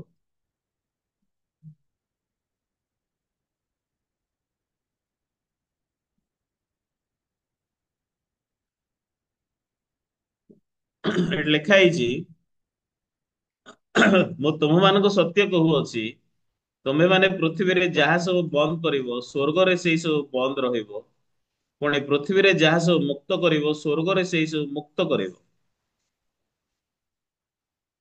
ଯୀଶୁ କହିଲେ ଏମିତି, 19 ପଦ, ପୁନଶ୍ଚ ମୁଁ ତୁମମାନଙ୍କୁ ସତ୍ୟ କହୁଅଛି, ପୃଥିବୀରେ ତୁମମାନଙ୍କ ମଧ୍ୟରେ ଦୁଇ ଜଣ କୌଣସି ବିଷୟରେ ଏକମତ ହୋଇ ଯାହା କିଛି ମାଗିବ, ତାହା ମୋର ସ୍ୱର୍ଗସ୍ଥ ପିତାଙ୍କ କର୍ତ୍ତୃକ ସେମାନଙ୍କ ପ୍ରତି ଘଟିବ। କାରଣ ଯେଉଁ ସ୍ଥାନରେ ଦୁଇ କି ତିନି ଜଣ ମୋ ନାମରେ ଏକତ୍ର ହୁଅନ୍ତି, ସେଇ ସ୍ଥାନରେ ମୁଁ ସେମାନଙ୍କ ମଧ୍ୟରେ ଉପସ୍ଥିତ। ତ ପୃଥିବୀରେ ଯଦି ଆମେ ବନ୍ଦ କରିବୁ, ମାନେ ପୃଥିବୀରେ ବନ୍ଦ କରିବ ମାନେ କଣ? ଆମର ହୃଦୟରେ। ହୃଦୟରେ ଯଦି ଆମେ ବନ୍ଦ କରିବୁ, ତାହେଲେ ସ୍ୱର୍ଗରେ ମଧ୍ୟ ବନ୍ଦ ହବ। ପୃଥିବୀରେ ଯଦି ମୁକ୍ତ କରିବୁ, ଅନ୍ୟ ବାକ୍ୟରେ ମୁକ୍ତ କରିବାର ଅର୍ଥ ହଉଛି ପ୍ରଭୁ କାର୍ଯ୍ୟ କଲେ ସବୁ ହବ। ପ୍ରଭୁଙ୍କ ପାଇଁ ଅସମ୍ଭବ ନାହିଁ। ପ୍ରଭୁ ମତେ ନିଶ୍ଚୟ ସାହାଯ୍ୟ କରିବେ। ପ୍ରଭୁ ମୋର ପାପ, ଯୀଶୁ ମୋର ପାପ ଧୋଇଛନ୍ତି କହିଲେ ମୋର ପାପ ନାହିଁ। ତାହେଲେ ସତରେ ମୋର ପାପ ନାହିଁ। ଯଦି ମୁଁ କ୍ରମାଗତ ଭାବରେ ଚିନ୍ତା କରିବି, କେମିତି କହିବି ପାପ ନାହିଁ? ତାହେଲେ ନିଶ୍ଚିତ ଭାବରେ ପାପିକି ରହିବି ଆଉ ଶେଷରେ ନରକ ଯିବି। ବୁଝିପାରିଲେ କି? ତେବେ ଆମର ହୃଦୟରେ ଯଦି ବନ୍ଦ କରିବୁ, ତାହେଲେ ପ୍ରଭୁ ମୁକ୍ତ କରିବେ ନାହିଁ। କିନ୍ତୁ ହୃଦୟରେ ଯଦି ମୁଁ ମୁକ୍ତ କଲେ, ପ୍ରଭୁ ମଧ୍ୟ ମୁକ୍ତ କରିଦେବେ। ସ୍ୱର୍ଗରେ ମୁକ୍ତ ହେଇଯିବ। ହଁ କି ନାହିଁ? ସେଥିପାଇଁ ବାଇବଲରେ ଏଇ ଜାଗାରେ କେତେ ମୂଲ୍ୟବାନ ଭାବରେ ଲେଖା ହେଲା। ସେଥିପାଇଁ ଏଇ ଜାଗାରେ ଲେଖା ହେଇଛି, ପୃଥିବୀରେ ଯଦି ବନ୍ଦ କରିବ, ତାହେଲେ ସ୍ୱର୍ଗରେ ବନ୍ଦ ହବ। ଯଦି ଆମେ ବିଶ୍ୱାସ କଲେ, ପୃଥିବୀରେ ଯଦି ମୁକ୍ତ ହେଲେ, ହୃଦୟରେ ମୁକ୍ତ ହେଲେ, ସ୍ୱର୍ଗରେ ବି ମୁକ୍ତ ହେଇଯିବ। 19 ପଦରେ ଲେଖା ହେଇଛି, ପୃଥିବୀରେ ଯଦି, ପୁନଶ୍ଚ ମୁଁ ତୁମମାନଙ୍କୁ ସତ୍ୟ କହୁଛି, ପୃଥିବୀରେ ତୁମମାନଙ୍କ ମଧ୍ୟରେ ଦୁଇ ଜଣ ଯେକୌଣସି ବିଷୟ ଏକମତ ହୋଇ ଯାହା କିଛି ମାଗିବ, ତାହା ମୋର ସ୍ୱର୍ଗସ୍ଥ ପିତାଙ୍କ କର୍ତ୍ତୃକ ସେମାନଙ୍କ ପ୍ରତି ଘଟିବ। ତାହେଲେ ଆମେ ଚର୍ଚ୍ଚରେ ଯେତେବେଳେ ଏକାଠି ହଉଛୁ, ପ୍ରାର୍ଥନା କରୁଛୁ, ଦୁଇ ଜଣ ଆମେ ଯଦି ମାଗିବା, ପ୍ରଭୁ ପୁରା କରିବେ। ସେଥିପାଇଁ ଧାର୍ମିକର ପ୍ରାର୍ଥନା ବେଶୀ ପାୱାରଫୁଲ ଆଉ ଏଫେକ୍ଟିଭ। ଧାର୍ମିକ କିଏ? ଯୋଉମାନେ କି ତାଙ୍କର ହୃଦୟରେ ପ୍ରଭୁଙ୍କର ବାକ୍ୟକୁ ରୋପଣ କରୁଛନ୍ତି। ପ୍ରଭୁଙ୍କର ବାକ୍ୟ ଯୋଉମାନଙ୍କର ହୃଦୟରେ ରୋପିତ ହେଇଛି, ସେଟା ଆମର ହୃଦୟରେ ଯେତେବେଳେ ବାକ୍ୟ ରୋପିତ ହେଲେ ବିଶ୍ୱାସ ବଢିବ। ସେଥିପାଇଁ ବାଇବଲରେ ପ୍ରଭୁ ପ୍ରତିଜ୍ଞା ଆମକୁ ଦଉଛନ୍ତି। ସେଥିପାଇଁ ପ୍ରଭୁଙ୍କ ପ୍ରତିଜ୍ଞାରେ ଆମର ହୃଦୟକୁ ଫିକ୍ସ କଲେ, ଆମକୁ କିଛି ବି ଜିନିଷ ରୋକି ପାରିବ ନାହିଁ। ହଁ କି ନାହିଁ? ସେଥିପାଇଁ ଆମର ଜୁମରେ ଥିବା ସବୁ ଭାଇ ଓ ଭଉଣୀ ମାନେ, ଇସ୍ରାଏଲ ମଧ୍ୟ ଲମ୍ବା ସମୟ ପୂର୍ବରୁ ଯେତେବେଳେ ସେମାନେ ଯୀଶୁଙ୍କ କ୍ରୁଶରେ କ୍ରୁଶାର୍ପିତ ପରେ ଦେଖିଲେ ଇସ୍ରାଏଲୀୟ ଲୋକମାନେ ସବୁ ଛିନ୍ନ ଭିନ୍ନ ହେଲେ ପୃଥିବୀ ସାରା 2000 ବର୍ଷ ଯାଏ। କିନ୍ତୁ 2000 ବର୍ଷ ପରେ ଯେତେବେଳେ ସମସ୍ତେ ଗୋଟିଠି ଜମା ହେଲେ, ସେତେବେଳକୁ ତାଙ୍କର ଦେଶ ସ୍ଥାପନ ହେଲା 1947 ନା 1945 ନା 1948 ରେ ଇସ୍ରାଏଲ ଗୋଟେ କଣ୍ଟ୍ରି ହେଲା। ସେତେବେଳକୁ ତାଙ୍କର defence minister, foreign affair minister, ତାଙ୍କ ନାଁ ହଉଛି ମୋଶେ ଦାୟାନ ବୋଲି ଥିଲା। ସେ ଜଣେ ମାନେ ଗୋଟେ ଆଖି ତାଙ୍କର ନଥିଲା, ସେଥିପାଇଁ ସେ ପଟି ପିନ୍ଧୁଥିଲେ। କିନ୍ତୁ ଶତ୍ରୁ ମାନେ ସବୁ ଦେଶ ଇସ୍ରାଏଲକୁ ଚାରିଆଡେ ଘେରିଲେ। ଆମେ କଣ କରିବୁ?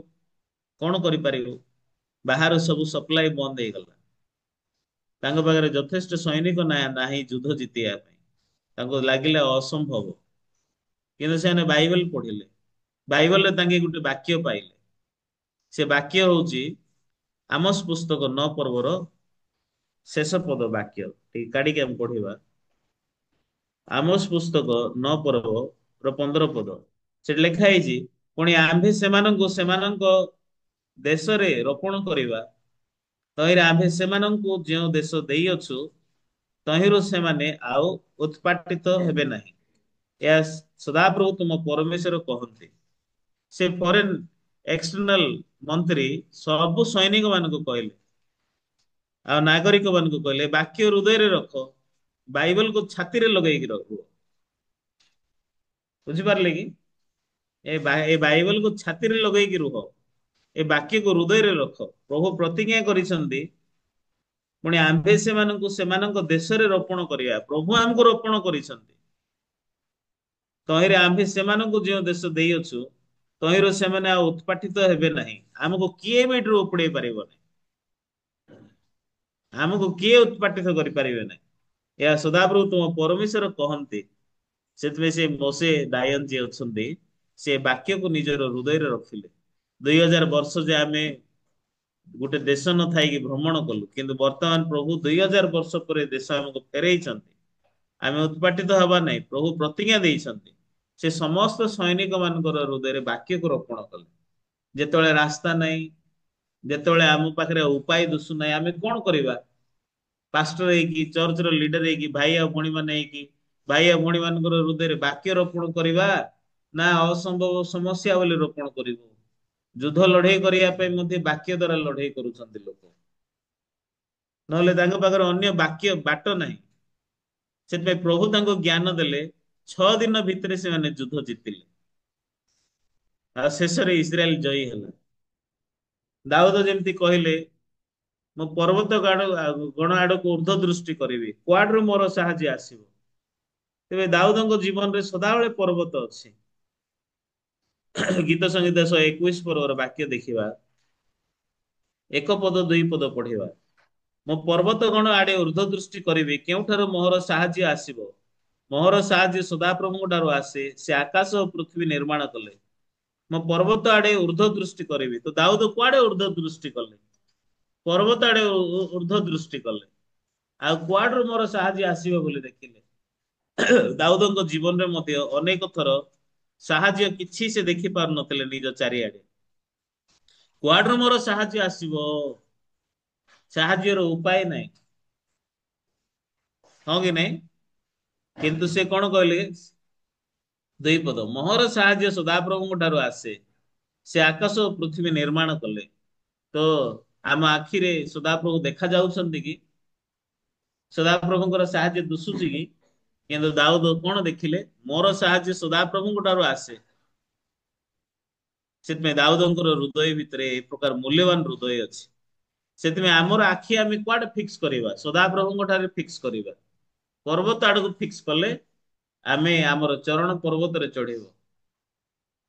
ସେଥିପାଇଁ ପ୍ରଭୁ ଆମକୁ ଅନୁଗ୍ରହ ଦେବେ। ସେଥିପାଇଁ ଆମେ ପ୍ରାର୍ଥନା କରିବା, ପ୍ରଭୁଙ୍କର ବାକ୍ୟ ଆମର ହୃଦୟରେ ରଖିବା। ଚର୍ଚ୍ଚରେ ସମସ୍ତଙ୍କର ହୃଦୟ ଭିତରେ ବାକ୍ୟକୁ ରୋପଣ କରିବା। ଆମର ପାଟିରୁ ବିଷ ବାହାର କରିବା, ନା ଆମ ପାଟିରୁ ପ୍ରଭୁ ରାଜତ୍ଵ କରନ୍ତୁ ବୋଲି ଆମେ ଘୋଷଣା କରିବା? ଶାନ୍ତି ପ୍ରଚାର କରିବା, ନା ଅଶାନ୍ତି ପ୍ରଚାର କରିବା? ଆଁ ପରମେଶ୍ୱର ରାଜତ୍ଵ କରନ୍ତୁ କହିବା, ନା କଣ କହିବା ପାଇଁ ଆମେ ପ୍ରଭୁ ଆମକୁ ଏ ମୁଖ ଦେଇଛନ୍ତି? ସୁସମାଚାର ପ୍ରଚାର ନ କଲେ, ପର୍ବତ ନ ଚଢିଲେ, ଖାଲି ଆମର ପାଦ ରକ୍ତପାତ କରିବା ପାଇଁ ଦ୍ରୁତଗାମୀ ହବ। ଏ ବର୍ଷ ସାରା, ବର୍ଷ ଶେଷ ହେଇଯିବ। ଏ ବର୍ଷର ପ୍ରତିଜ୍ଞା କଣ? ଯୀଶୁ ଜନ୍ମ ହବାର ସମ୍ବାଦ ଶୁଣିକି ଜେରୁସାଲାମରେ ଉଦ୍ବିଗ୍ନ ହେଲେ। ବେଶୀ ଭାଇ ଭଉଣୀ ଏ ବାକ୍ୟ କେବେ ଯାଇ ବୁଝି ନାହାନ୍ତି। ତାର ଅର୍ଥ କଣ? ସବୁ ଯୀଶୁଙ୍କର ଜନ୍ମର ଖବର ସ୍ପ୍ରେଡ ହେଲେ ସବୁ ଜାଗାରେ ଉଦ୍ବିଗ୍ନ ହେବେ। ପ୍ରଭୁଙ୍କର କାର୍ଯ୍ୟ ଉଦ୍ବିଗ୍ନ ହବ। କାଣ୍ଟାଟା ଶୁଣିଲେ ଉଦ୍ବିଗ୍ନ ହଉଛୁ? କାଣ୍ଟାଟା ଶୁଣିଲେ, କାଣ୍ଟାଟା ତ ଯୀଶୁଙ୍କର ଜନ୍ମ। କାଣ୍ଟାଟା କଣ ଆମର ହୃଦୟକୁ ଉଦ୍ବିଗ୍ନ କରିବାକୁ ଆଇଲା? ଆମେ ହେର ଦେଇଛୁ? ଆଁ ନା ଆମେ ରାଜପ୍ରସାଦର ଲୋକ ହେଇଛୁ?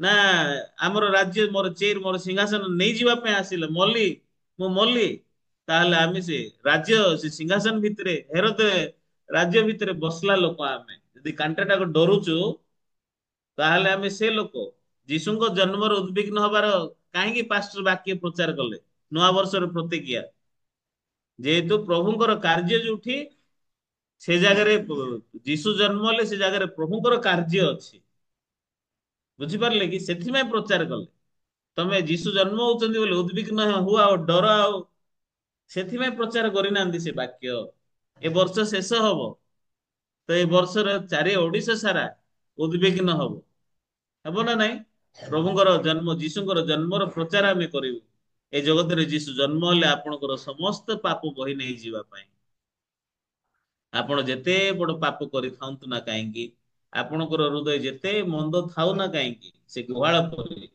କିନ୍ତୁ ସେଇଟା ହଉଛି ପରଫେକ୍ଟ ଜାଗା ଯୀଶୁ ଜନ୍ମ ହେବେ ଯୋସେଫ ଗୀତ ଗାଇବ ଆଜି ଯଦି ତମେ ତାଙ୍କର ସ୍ୱର ଶୁଣୁଛ ଆମର ରୁମ ନାହିଁ ବୋଲି କୁହ ନାହିଁ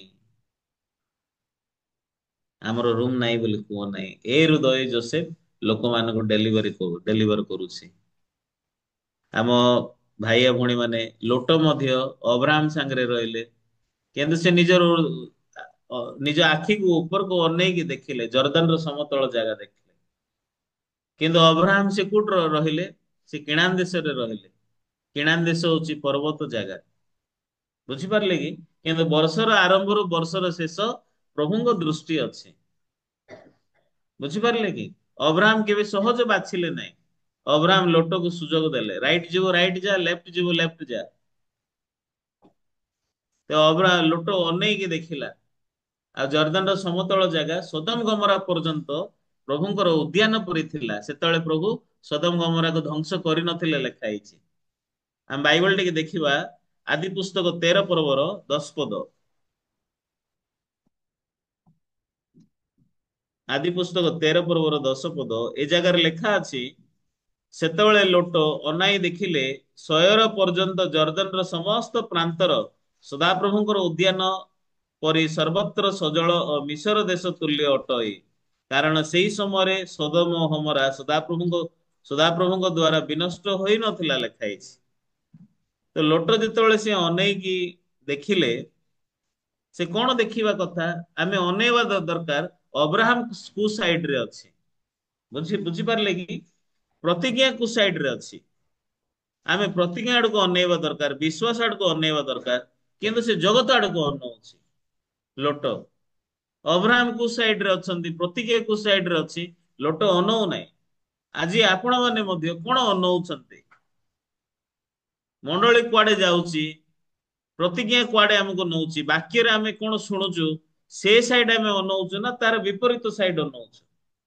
ତ ଲୋଟ କୁଆଡେ ଅନେଇଲା ସେ ଜଗତ ଆଡକୁ ଅନେଇଲା ତ ଜଗତ କେମିତି ଦେଖାଯିବ ପ୍ଲେନ ଦେଖାଯିବ ଆରାମ ଦେଖାଯିବ ସହଜ ଦେଖାଯିବ ନିଜର ଚିନ୍ତାର ଅନୁଗମନ କଲା ନିଜର ଆଖିର ଦୃଷ୍ଟିକୁ ଅନୁଗମନ କଲା ସେ ଜାଗାରେ ବୋଝ ନାହିଁ ସେ ଜାଗାରେ ଆରାମକୁ ଅନେଇଲା କିନ୍ତୁ ସେ ଦେଶ ସୋଦମ ଆଉ ଗମରା ଏଠି ଲେଖା ହେଇଛି 10 ର ଲାଷ୍ଟରେ କଣ କାରଣ ସେଇ ସମୟରେ ସୋଦମ ଓ ଗମରା ସଦାପ୍ରଭୁଙ୍କ ଦ୍ଵାରା ବିନଷ୍ଟ ହୋଇ ନଥିଲା ତ ବିନଷ୍ଟ ନ ହବା ଜାଗା ସୁନ୍ଦର ଦିଶିବ କିନ୍ତୁ ଅଳ୍ପ ସମୟ ପରେ ସେ ଜାଗା ବିନଷ୍ଟ ହେଇଯିବ ସେ ସମାନ ସୋଦମ ଓ ଗମରା ଅଗ୍ନି ଦ୍ଵାରା ବିନଷ୍ଟ ହଉଛି ସୁନ୍ଦର ଦେଖାଯାଉଛି ଜଗତ ବି ସେମିତି ଦେଖାଯାଉଛି କିନ୍ତୁ ଏ ଜଗତ ଶୀଘ୍ର ପୋଡିଯିବ ତ ଆମର ଆଶା ପ୍ରଭୁଙ୍କ ରାଜ୍ୟରେ ରଖିବାର ଅଛି ଯୋଉଟା ମୋ ଆଖିରେ ସୁନ୍ଦର ଦିଶୁଛି ସେ ଉପରେ ନାହିଁ ଆମର ଶାରୀରିକ ଚିନ୍ତା ଅନୁସାରେ ଆମେ ଅନେଇଲେ ସୁନ୍ଦର ଦିଶୁବା ଜିନିଷ ଅଛି ଆମର ଠିକ ଜିନିଷ ଆମକୁ ସୁନ୍ଦର ଦେଖାଯାଉଛି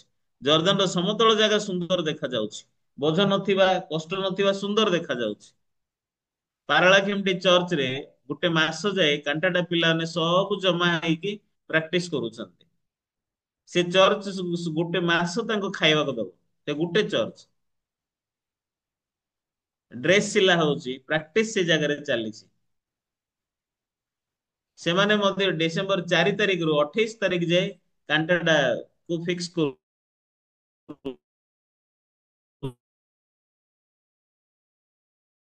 କରୁଛନ୍ତି ପାରଳାଖେମୁଣ୍ଡି ଏରିଆରେ 6 ଦିନ ଖରିଆର ଏରିଆରେ 6 ଦିନ ଏମିତି 6 ଚଉକୁ 24 ଦିନ ଭାଗ କରିଛନ୍ତି ଆପଣ ମାନେ କେତେଟା ଭାଗ କରିଛନ୍ତି ନିଜ ଏରିଆରେ?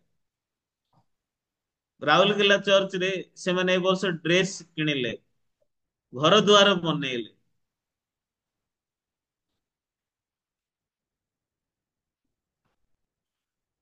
ତାଙ୍କର ଗୋଟେ ଚର୍ଚ୍ଚ ରେ 50 ଜଣ ଜମା ହେଇଛନ୍ତି। 20ଟା କାଣ୍ଟାଟା କରିବ ବୋଲି ତାଙ୍କର ଚର୍ଚ୍ଚ ଫିକ୍ସ କରିକି ସବୁ ଆମର ଡିକନ ମାନେ ଭାଇ ମାନେ ଏ ଗାଁକୁ ସେ ଗାଁକୁ ସବୁଦିନ ଧାଉଁଛନ୍ତି ଜାଗା ଠିକ କରିବା ପାଇଁ। ତାଙ୍କ ଚର୍ଚ୍ଚକୁ ସପୋର୍ଟ କରିବା ଚର୍ଚ୍ଚ ମଧ୍ୟ ଏତେ ନାହିଁ ଆଜ୍ଞା। ଆପଣ ମାନଙ୍କ ଚର୍ଚ୍ଚରୁ କେତେ ଟଙ୍କା ସପୋର୍ଟ ପଠେଇଲେ ସେଠି? କି କେତେ ପ୍ରାର୍ଥନା କରୁଛନ୍ତି ତାଙ୍କ ପାଇଁ? କିନ୍ତୁ ସେ ଗୋଟେ ଚର୍ଚ୍ଚ କରୁଛନ୍ତି, 20ଟା ଜାଗାରେ କରିବ କହିକି ଏବେ 7ଟା କି 8ଟା ଫିକ୍ସ କରିଛନ୍ତି। ଗୋଟେ ଚର୍ଚ୍ଚ ହେଇକି 7ଟା 8ଟା କରିବେ, କୁଆଡୁ ପଇସା ପାଇବେ? କୋଉ ଜାଗାରେ ବି ଆମେ ପଇସା ଦେବୁ ଆସ କର କହିକି ୱେଲକମ କରୁନାହାନ୍ତି। କିନ୍ତୁ ଏମିତି ଯଦି ଚ୍ୟାଲେଞ୍ଜେସ ଯଦି ନ କଲେ, ଏମିତି ବଞ୍ଚିଲେ ଚର୍ଚ୍ଚ କାହିଁକି ବଢିବ ନାହିଁ? ଲୋକ କାହିଁକି ବଢିବେ ନାହିଁ? ଲୋକ କାହିଁକି ପରିତ୍ରାଣ ପାଇବେ ନାହିଁ? ମତେ ଏସବୁ ଶୁଣିଲେ ମତେ ବେଶୀ ଲାଜ ଲାଗୁଛି। ଭୁବନେଶ୍ୱରରେ କଟକରେ 2ଟା ଜାଗାରେ କାଣ୍ଟାଟା କରିବାଟା ବେଶୀ ବଡ ବାଜି ମାରି ଦଉଛୁ କି ଆମେ? ନିଜର ଚର୍ଚ୍ଚରେ ନିଜର ଗୋଟେ 2ଟା ଜାଗାରେ ଯଦି ଆମେ କରିବା ପାଇଁ କଷ୍ଟ ହଉଛୁ କହିଲେ, ଆମେ ଗୁଡନେସ୍ ଚର୍ଚ୍ଚର ଲୋକ ନାହିଁ। ଅଲଗା ଆତ୍ମାକୁ ଆମେ ରଖୁଛୁ। ସେ କିଣାନ ଦେଶକୁ 10 ଜଣ ଆସିକି ଯୋଉ କୁସମାଚାର କହିଲେ, ସେ ଆତ୍ମାକୁ ଆମେ ରଖିଛୁ।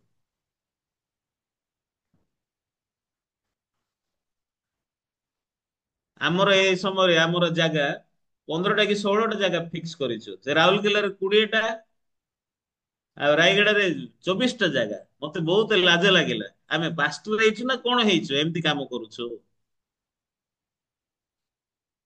ଆଉ ଚର୍ଚ୍ଚରେ 300 ଲୋକ 400 ଲୋକ ଅଛନ୍ତି। 300 ଲୋକ 400 ଲୋକ କଣ କରୁଛନ୍ତି?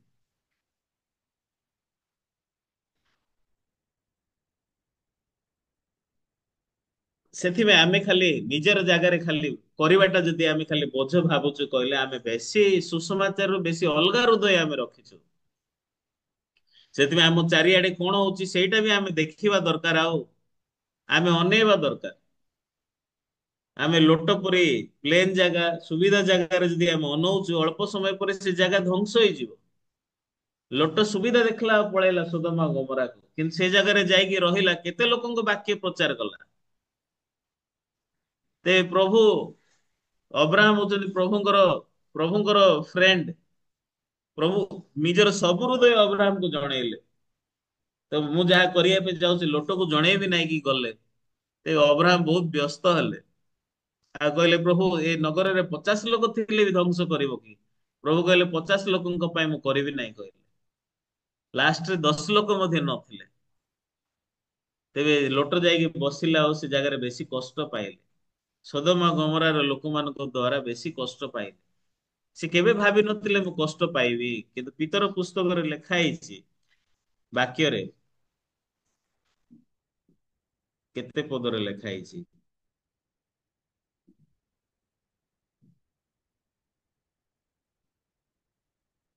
ଦ୍ଵିତୀୟ ପିତର 2 ପର୍ବରେ ଲେଖା ହେଇଛି।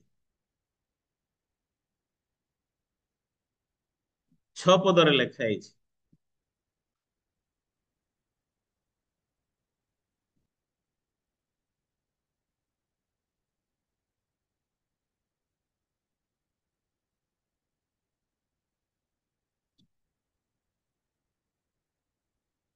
ଏଠି ଲେଖା ହେଇଛି, ସେ ସୋଦମ ଗମରା ନଗରକୁ ଭସ୍ମରେ ପରିଣତ କରି ସମ୍ପୂର୍ଣ୍ଣ ରୂପେ ଧ୍ୱଂସ କରିବା ନିମନ୍ତେ ଦଣ୍ଡାଜ୍ଞା ଦେଲେ ଓ ସେମାନଙ୍କୁ ଭବିଷ୍ୟତ କାଳର ଅଧାର୍ମିକ ମାନଙ୍କ ଦୃଷ୍ଟାନ୍ତ ସ୍ୱରୂପ କଲେ।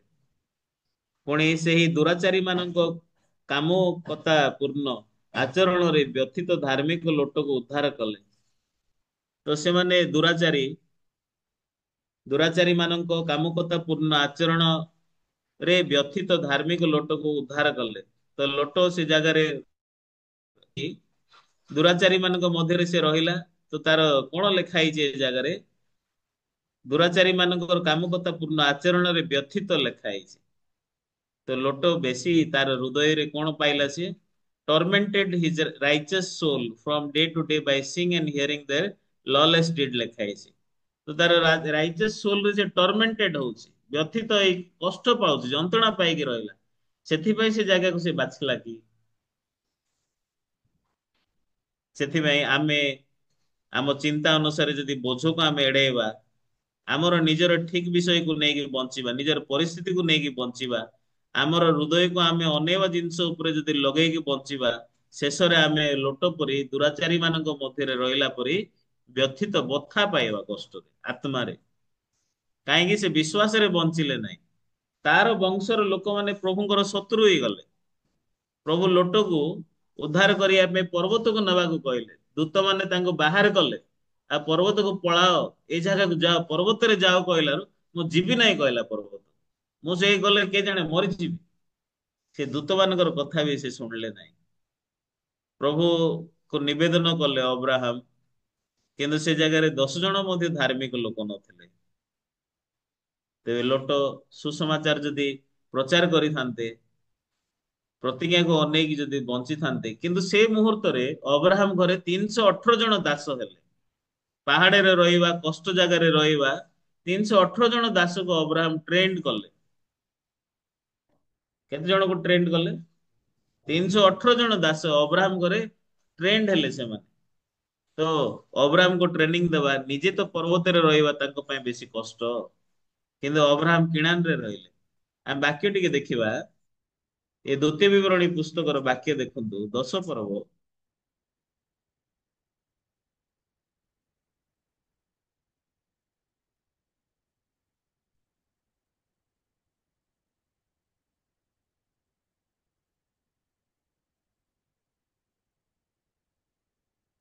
କେତେ ପଦରେ ଲେଖା ହେଇଛି? ବର୍ଷର ଆରମ୍ଭରୁ ବର୍ଷର ଶେଷ ଯାଏ ପ୍ରଭୁଙ୍କର ଦୃଷ୍ଟି ଅଛି।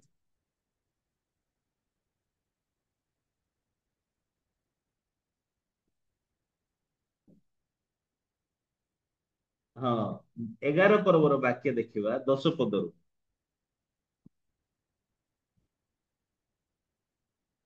ଦ୍ୱିତୀୟ ବିବରଣୀ ପୁସ୍ତକ 11 ପର୍ବର 10 ପଦରୁ। ତୁମ୍ଭେମାନେ ଯେ ମିଶର ଦେଶରୁ ବାହାର ହୋଇ ଆସିଲ, ସେଠାରେ ବୀଜ ବୁଣିବା ବୁଣି ଶାକ ଉଦ୍ୟାନ ତୁଲ୍ୟ ପାଦ ଦ୍ୱାରା ଜଳସେଚନ କରିଥିଲ। ମାତ୍ର ଯେଉଁ ଦେଶ ଅଧିକାର କରିବାକୁ ଯାଉଅଛ ତାହା ସେହିପରି ନୁହେଁ। ତୁମ୍ଭେମାନେ ଯେଉଁ ଦେଶ ଅଧିକାର କରିବାକୁ ପାର ହୋଇ ଯାଉଅଛ, ତାହା ପର୍ବତ ଓ ସମସ୍ତଳମୟୀ ଦେଶ। ପୁଣି ତାହା ଆକାଶରୁ ବୃଷ୍ଟି ଜଳ ପାନ କରେ। 12, ସେଇ ଦେଶ ବିଷୟରେ ସଦାପ୍ରଭୁ ତୁମ ପରମେଶ୍ୱର ମନୋଯୋଗ କରନ୍ତି। ବର୍ଷର ଆରମ୍ଭରୁ ବର୍ଷର ଶେଷ ପର୍ଯ୍ୟନ୍ତ ସଦାପ୍ରଭୁ ତୁମ ପରମେଶ୍ୱରଙ୍କ ଦୃଷ୍ଟି ତହିଁ ଉପରେ ସର୍ବଦା ଥାଏ। ତ ଏଇ ଜାଗାରେ ତ କିଣା ଦେଶ ବିଷୟରେ ଲେଖା ହେଇଛି, ଏଇଟା ମିଶର ଦେଶ ପରି ନାହିଁ। କିନ୍ତୁ ଯୋଉ ଦେଶ ଯାଉଛ ସେ ଦେଶ କେମିତିକାର ଦେଶ ଲେଖା ହେଇଛି? ତ 11 ପଦରେ ଲେଖା ହେଲା, ତୁମେମାନେ ଯେଉଁ ଦେଶ ଅଧିକାର କରିବାକୁ ପାର ହୋଇଯାଉ,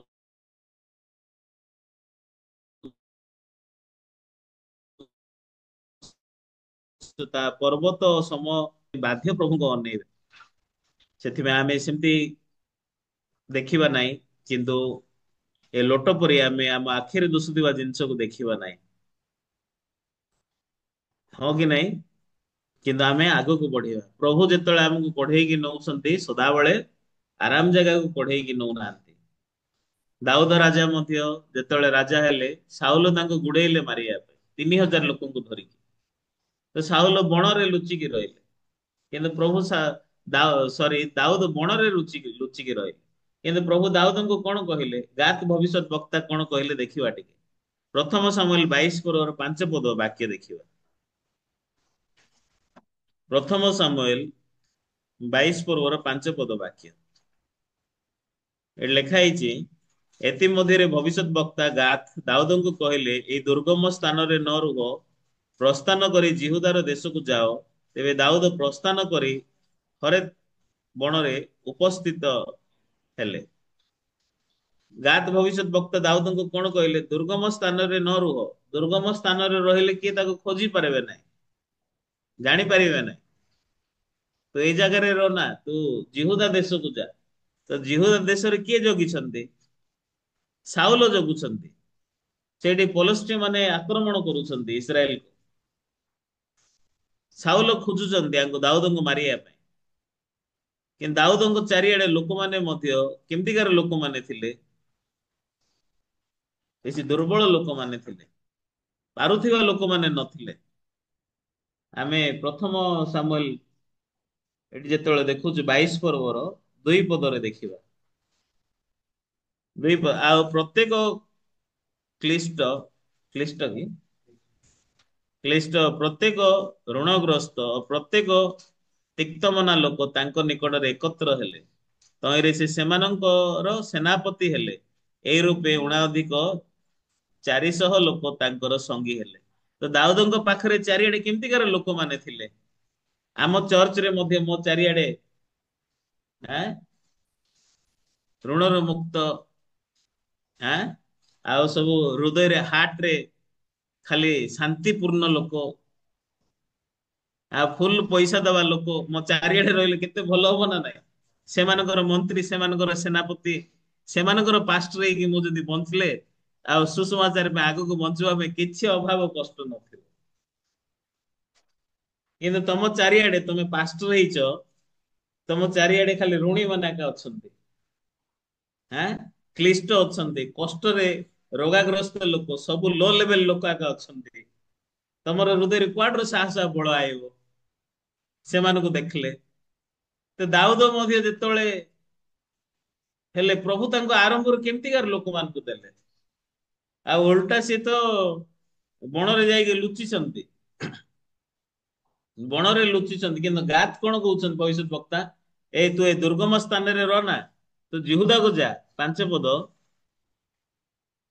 3 ପଦ ଏଥିରେ ଦାଉଦ, ନାଇଁ ନାଇଁ 5 ପଦ, ଏଥିମଧ୍ୟରେ ଭବିଷ୍ୟତ ବକ୍ତା ଗାଦ ଦାଉଦଙ୍କୁ କହିଲେ, ଏଇ ଦୁର୍ଗମ ସ୍ଥାନରେ ନ ରୁହ, ପ୍ରସ୍ଥାନ କରି ଜିହୁଦାର ଦେଶକୁ ଯାଅ। ତେବେ ଦାଉଦ ପ୍ରସ୍ଥାନ କରି ହରେତ ବଣରେ ଉପସ୍ଥିତ ହେଲେ। ସେ ଜାଗାକୁ ଆଇଲା ପରେ ପ୍ରଭୁ ଦାଉଦ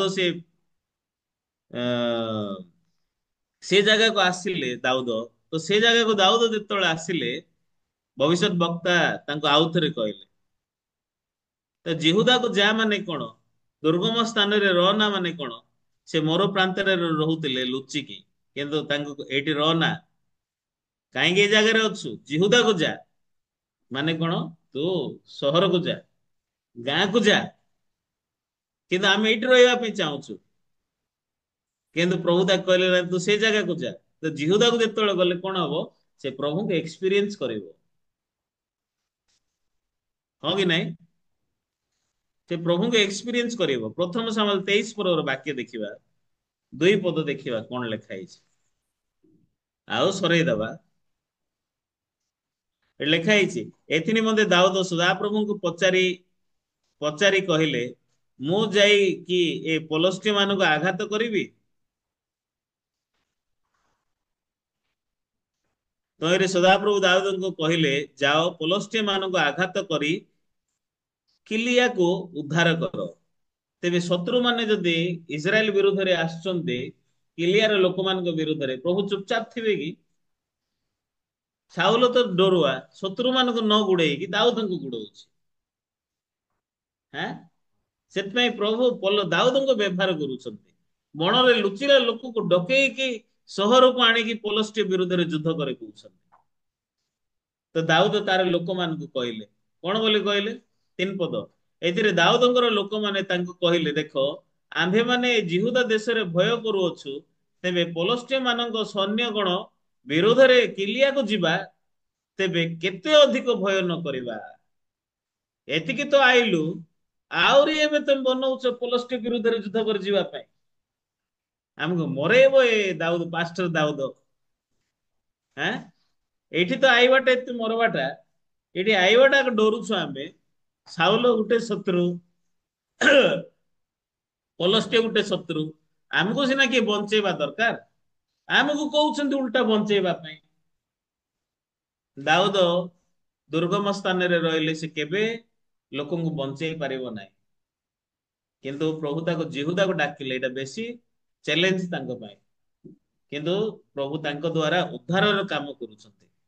ଭାଇ ଓ ଭଉଣୀ ମାନେ, ଆପଣଙ୍କ ଦ୍ଵାରା ମୋ ଦ୍ଵାରା ଆମେ ଯେତେ ଡରୁଆ ଥାଉ, ଆମେ ସୁବିଧାରେ ବୋଝକୁ ଏଡେଇକି ଧାଇଁବା ପାଇଁ ଚାହୁଁଛୁ, କିନ୍ତୁ ଗାତ ଯେମିତି ଦାଉଦଙ୍କୁ କହିଲେ ଜିହୁଦାକୁ ଆ, କିଲିଆର ଲୋକମାନଙ୍କୁ ବଞ୍ଚା, ସେମିତି ପ୍ରଭୁ ଆମକୁ ଅନେକ ଆତ୍ମା ମାନଙ୍କୁ ଉଦ୍ଧାର କରିବା ପାଇଁ ଚାହୁଁଛନ୍ତି। କିନ୍ତୁ ଆମେ କଣ କରୁଛୁ? ଏଠି ତ ଆଇବାଟା କଷ୍ଟ, ଆହୁରି ଉଲ୍ଟା ଏ ପୋଲଷ୍ଟି ବିରୁଦ୍ଧରେ ଯୁଦ୍ଧ କରି ଯା ବୋଲି। ତେବେ ଦାଉଦ ଆଉ ତାର ଲୋକମାନଙ୍କର ହୃଦୟ ସମାନ ନାହିଁ।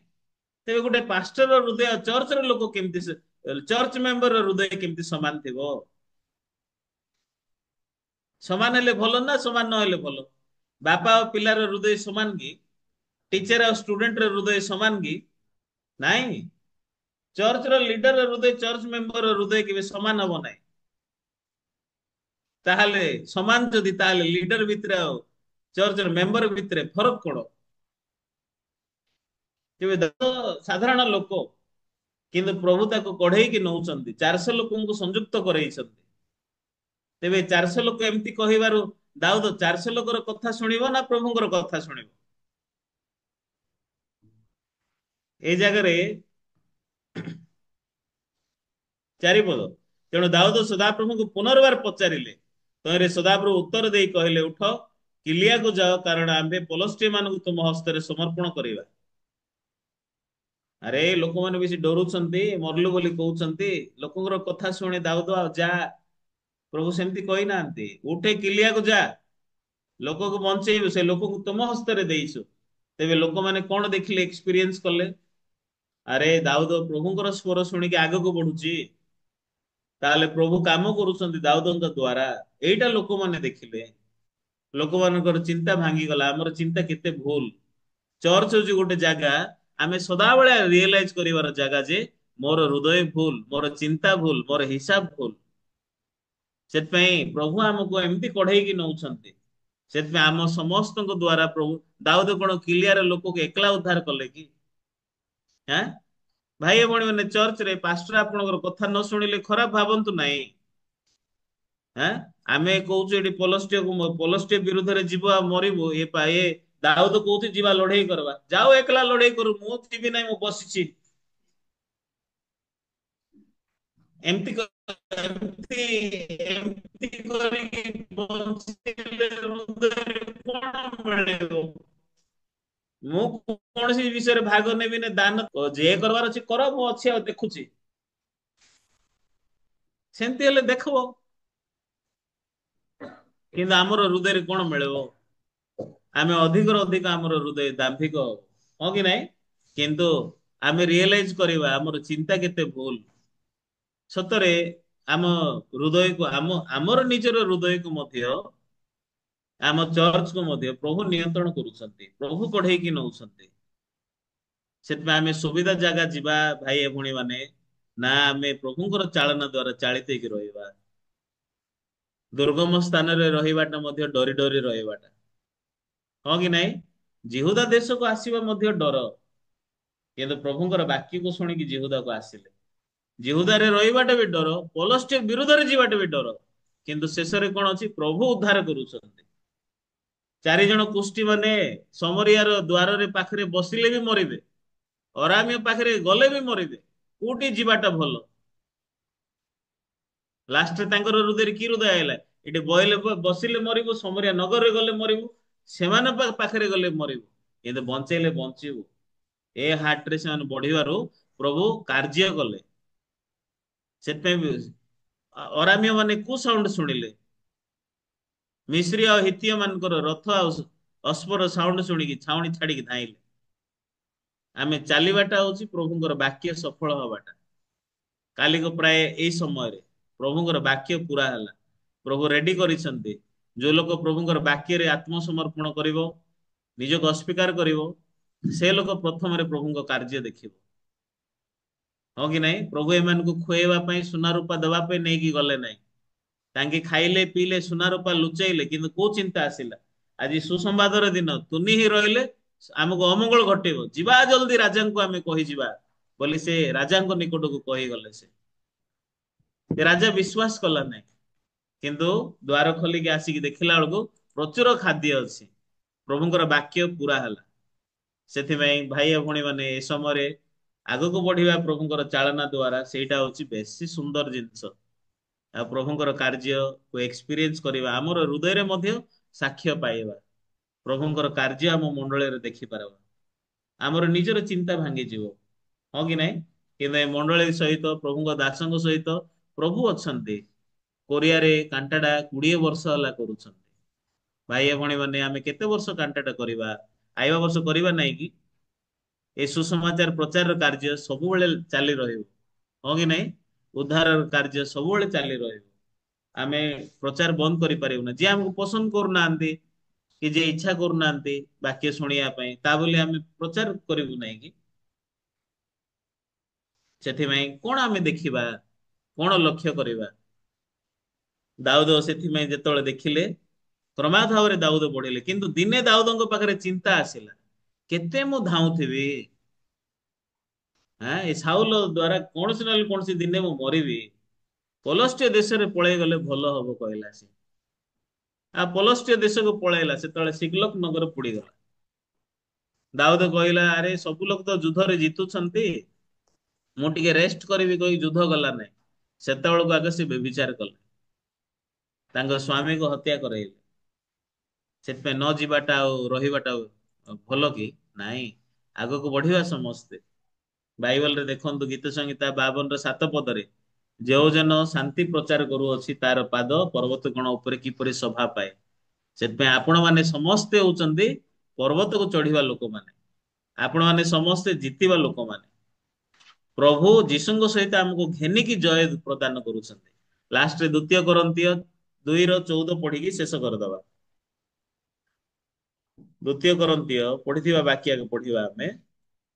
2 Corinthians 2:14 ଏଠି ଲେଖା ହେଇଛି, କିନ୍ତୁ ଈଶ୍ୱରଙ୍କର ଧନ୍ୟବାଦ ହଉ, ସେ ସବୁବେଳେ ଆମ୍ଭମାନଙ୍କୁ ଘେନି ଖ୍ରୀଷ୍ଟଙ୍କ ଠାରେ ବିଜୟ ଯାତ୍ରା କରୁଅଛନ୍ତି। ଏଠି ଲେଖା ହେଇଛି ସବୁବେଳେ ଆମକୁ ଘେନି, ଲେଖା ହେଇଛି। ଏ ପ୍ରଭୁ ଆମକୁ ଛାଡି ଦେଇନାହାନ୍ତି। ଏଠି ଲେଖା ହେଇଛି, କିନ୍ତୁ ଈଶ୍ୱରଙ୍କ ଧନ୍ୟବାଦ ହଉ, ସେ ସବୁବେଳେ ଆମ୍ଭମାନଙ୍କୁ ଘେନି ଖ୍ରୀଷ୍ଟଙ୍କ ଠାରେ ବିଜୟ ଯାତ୍ରା କରୁଅଛନ୍ତି। ତେବେ ଆପଣ ହାରିବା ଲୋକ ନା ଜିତିବା ଲୋକ? ଆଉ ସବୁ ସ୍ଥାନରେ ତାହାଙ୍କ ଜ୍ଞାନ ରୂପ ସୁବାସ ଆମ୍ଭମାନଙ୍କ ଦ୍ଵାରା ପ୍ରକାଶ କରୁଅଛନ୍ତି। ସେଥିପାଇଁ ସବୁ ଜାଗାରେ, ଆପଣ ଯେକୌଣସି ଜାଗାରେ ଅଛନ୍ତି, ତାହାଙ୍କ ଜ୍ଞାନ ରୂପ ସୁବାସ ଆମ୍ଭମାନଙ୍କ ଦ୍ଵାରା ପ୍ରକାଶ କରୁଅଛନ୍ତି। ଜ୍ଞାନ ରୂପ ସୁବାସ ହଉଛି ସୁସମାଚାର, ପ୍ରଭୁଙ୍କର ବାକ୍ୟ, ପ୍ରଭୁଙ୍କର ହୃଦୟ। ବୁଝିପାରିଲେ କି? ପ୍ରଭୁଙ୍କର ଇଚ୍ଛା ଆପଣଙ୍କ ଦ୍ଵାରା ପ୍ରଭୁ ସବୁ ସ୍ଥାନରେ ପ୍ରକାଶ କରିବେ। ସେଥିପାଇଁ ଆପଣ ମାନେ ସମସ୍ତେ ବାକ୍ୟରେ, ମଣ୍ଡଳୀରେ, ପ୍ରଭୁଙ୍କ ଇଚ୍ଛାରେ ନିଜର ହୃଦୟକୁ ଜମା କରନ୍ତୁ। ଆଉ ପ୍ରଭୁଙ୍କ ନିକଟରେ ପ୍ରାର୍ଥନା କରନ୍ତୁ, ନିଷ୍ପତ୍ତି ନିଅନ୍ତୁ, ମୁକ୍ତ କରନ୍ତୁ ନିଜର ହୃଦୟରେ। ସବୁ ବିଷୟ ପ୍ରଭୁ କାର୍ଯ୍ୟ କରିବେ। ନଭେମ୍ବର ଡିସେମ୍ବର ଯେତେବେଳେ ଆସିଲେ, ଆମର ହୃଦୟରେ ଆମେ ବେଶୀ ଏକ୍ସାଇଟେଡ। ଆମର ପାଷ୍ଟର୍ସ ମିଟିଂ ବନ୍ଦ ହେଇଯାଉଛି ଶୁକ୍ରବାର ଦିନ, ଏ ନଭେମ୍ବର ଡିସେମ୍ବର ପାଇଁ। ସବୁ ଜାଗାରେ ଯାଇକି ଆମ ପାଷ୍ଟର ମାନେ କାଣ୍ଟାଟା ପାଇଁ କାମ କରୁଛନ୍ତି, ସୁସମାଚାର ପାଇଁ ବ୍ୟସ୍ତ ଅଛନ୍ତି କହିକି ଶୁକ୍ରବାର ଦିନ ଆମର ପାଷ୍ଟର୍ସ ମିଟିଂ ବନ୍ଦ। ତ କେତେ ଇମ୍ପୋର୍ଟାଣ୍ଟ କାମ ଏଇଟା, ଯୋଉଥିପାଇଁ କି ପାଷ୍ଟର ମିଟିଂ ବି ବନ୍ଦ ହଉଛି। କିନ୍ତୁ ଆମର ହୃଦୟ ଭିତରେ, ପାଷ୍ଟର ମିଟିଂ ନାହିଁ ଶୋଇବି, ହେଁ, କାଣ୍ଟାଟା ଆମ ଜାଗାରେ କରୁନୁ ଶୋଇବି, ରେଷ୍ଟ କରିବି, ସେମିତି ନାହିଁ। ଆସନ୍ତୁ ପ୍ରାର୍ଥନା କରିବା। ଧନ୍ୟବାଦ ଆମମାନଙ୍କର ମଙ୍ଗଳମୟ ସ୍ୱର୍ଗୀୟ ପିତା, ଆଜି ସକାଳେ ଆମେ ବାକ୍ୟ ପଢିଲୁ। ଯିଶାୟା 52 ର 7 ପଦ, ଯେଉଁ ଜନ ଶାନ୍ତି ପ୍ରଚାର କରୁଅଛି, ଯିଏ ପରିତାଣ ଆଣୁଅଛି, ସୁସମ୍ବାଦ ଆଣୁଅଛି, ତାର ଚରଣ କିପରି ପର୍ବତ ଗଣ ଉପରେ ଶୋଭା ପାଏ। ପ୍ରଭୁ, ତୁମେ ଆମକୁ ପରିତାଣ ଦେଲା ପରେ ଆମ ଜୀବନ ତମେ ଦେଇଛ ପର୍ବତ ଗଣ ଉପରେ ଚଢିବା ପାଇଁ। ପରିସ୍ଥିତି, କଷ୍ଟ, ଅଭାବ, ସମସ୍ୟା, ଏ ସମସ୍ତ ବିଷୟକୁ ଆଗକୁ ବଢିବା ପାଇଁ ଆମ ହୃଦୟରେ ତୁମର ହୃଦୟ, ତୁମର ବାକ୍ୟ, ତୁମର ପ୍ରେରଣା ଆମମାନଙ୍କୁ ଦିଅ। କାଣ୍ଟାଟା ସିଜନ ବର୍ତ୍ତମାନ ପ୍ରଭୁ ଆମ ପ୍ରତ୍ୟେକ ମଣ୍ଡଳୀରେ ସେ ସମାନ ହୃଦୟକୁ ଗ୍ରହଣ କରିକି, ଯେପରି ଆମମାନେ ଏ ବାକ୍ୟ ପ୍ରଚାର କାର୍ଯ୍ୟରେ ନିଜର ହୃଦୟକୁ ଏକତ୍ର କରିବୁ। ପ୍ରଭୁ, ତୁମେ ଆମକୁ ଅନୁଗ୍ରହ ଦିଅ। ଏଇ ବର୍ଷ ଜଲ୍ଦି ଶେଷ ହେଇଯିବ, କିନ୍ତୁ ପ୍ରଭୁ ଏ ବର୍ଷର ଶେଷରେ ଆମେ ଯେପରି ସୁସମାଚାର ପ୍ରଚାର କରିକି ଆଉ ଅନେକ ଆତ୍ମା ମାନଙ୍କ ନିକଟରେ ତୁମର ସୁସମାଚାରକୁ ଦେଇକି ଆମକୁ ଶେଷ କରିବା ପାଇଁ ଦିଅ ପ୍ରଭୁ। ଖାଇକି ପିଇକି ପିନ୍ଧିକି ଆରାମସେ ରହିଲେ ବର୍ଷ ଶେଷରେ ଆମେ ବେଶୀ ଲାଜ ହବୁ। କିନ୍ତୁ ପ୍ରଭୁ, ଆମେ ତୁମ ସମ୍ମୁଖରେ ଯଦି ବି ବୋଝ ଅଛି କଷ୍ଟ ଅଛି, କିନ୍ତୁ ପ୍ରଭୁ ଆମେ ଚାହୁଁଛୁ ତୁମେ ତୁମର କାର୍ଯ୍ୟ ଦେଖିବା ପାଇଁ, ତୁମ ପ୍ରସ୍ତୁତି, ତୁମ ସାହାଯ୍ୟ, ସେଥିପାଇଁ ତୁମେ ସମସ୍ତଙ୍କର ହୃଦୟରେ ସବୁ ପ୍ରକାର ହୃଦୟକୁ ଦିଅ। ଏ ମଣ୍ଡଳୀ ତୁମର ପ୍ରଭୁ, ଏ ମଣ୍ଡଳୀରେ ତୁମେ ମୁକ୍ତ ଭାବରେ ତୁମ ଆତ୍ମାଙ୍କର କାର୍ଯ୍ୟକୁ ପ୍ରକାଶ କର। ସମସ୍ତ ଭାଇ ଓ ଭଉଣୀ ମାନଙ୍କର ହୃଦୟରେ ତୁମର ହୃଦୟ ଦିଅ। ଅଭାବ, କଷ୍ଟ, ଦୁଃଖ, ସମସ୍ୟା ଥିଲେ ସୁଦ୍ଧା ପ୍ରଭୁ କେଉଁ ଆଡରୁ ମୋର ସାହାଯ୍ୟ ଆସିବ, ମୁଁ ପର୍ବତ କୋଣ ଆଡକୁ ଉର୍ଦ୍ଧ ଦୃଷ୍ଟି କରିବି। ସେମିତି ଆମର ସମସ୍ତେ ଯେପରି ତୁମ ଆଡକୁ ଉର୍ଦ୍ଧ ଦୃଷ୍ଟି କରିବ, ଆଉ ଯେମିତି ଆମେ କହିପାରିବୁ ଦାଉଦଙ୍କ ପରି, ମୋର ସାହାଯ୍ୟ ସଦା ପ୍ରଭୁଙ୍କ ଠାରୁ ଆସେ। ସେ ଘୁମାନ୍ତି ନାହିଁ, କି ସେ ବିଚଳିତ ହେବାକୁ ଦେବେ ନାହିଁ। ଆଉ ଏଇ ପ୍ରକାର ସାକ୍ଷ୍ୟ ଯେପରି ଆମ ହୃଦୟରେ ଜୀବନରେ ପାଇବ, ତୁମ ଅନୁଗ୍ରହ ଦିଅ। ପ୍ରତ୍ୟେକ ଆମର କାଣ୍ଟାଡା ଟିମକୁ, ପ୍ରତ୍ୟେକ ଚର୍ଚ୍ଚକୁ, ପ୍ରିପାରେସନ କରୁଥିବା ସମସ୍ତ ଭାଇ ଆଉ ଭଉଣୀ ମାନଙ୍କୁ, ଆଉ ପାର୍ଟିସିପେସନ କରୁଥିବା ଆମର ସବୁ କାଣ୍ଟାଟା ମେମ୍ବର ମାନଙ୍କୁ ତମେ ସୁସ୍ଥ ସବଳ ରଖ। ତାଙ୍କ ହୃଦୟରେ ମଣ୍ଡଳୀର ହୃଦୟ ଏବଂ ସୁସମାଚାର ପ୍ରଚାରକର ହୃଦୟ, ଆଉ କୋଉଥିପାଇଁ ଆମେ ଏ କାଣ୍ଟାଟା କରୁଅଛୁ, ଏ ହୃଦୟ ଯାକ ତମେ ଦିଅ ପ୍ରଭୁ। ଆମର ହୃଦୟରେ ମଧ୍ୟ ତମେ ବିଶ୍ୱାସ ଦିଅ, ଆମର ଆଖି ତମେ ଖୋଲି ଦିଅ।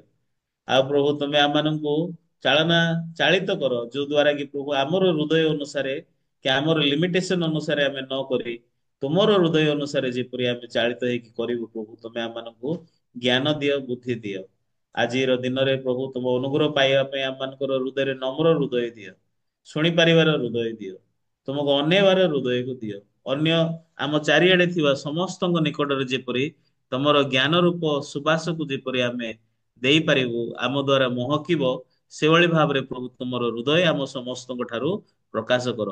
ସମସ୍ତ ବିଷୟ ତମ ହସ୍ତରେ ଦେଇ ଯୀଶୁଙ୍କ ନାମରେ ପ୍ରାର୍ଥନା ଓ ମାଗୁଅଛି, ଆମେନ। ଓ ନମସ୍କାର ସମସ୍ତଙ୍କୁ।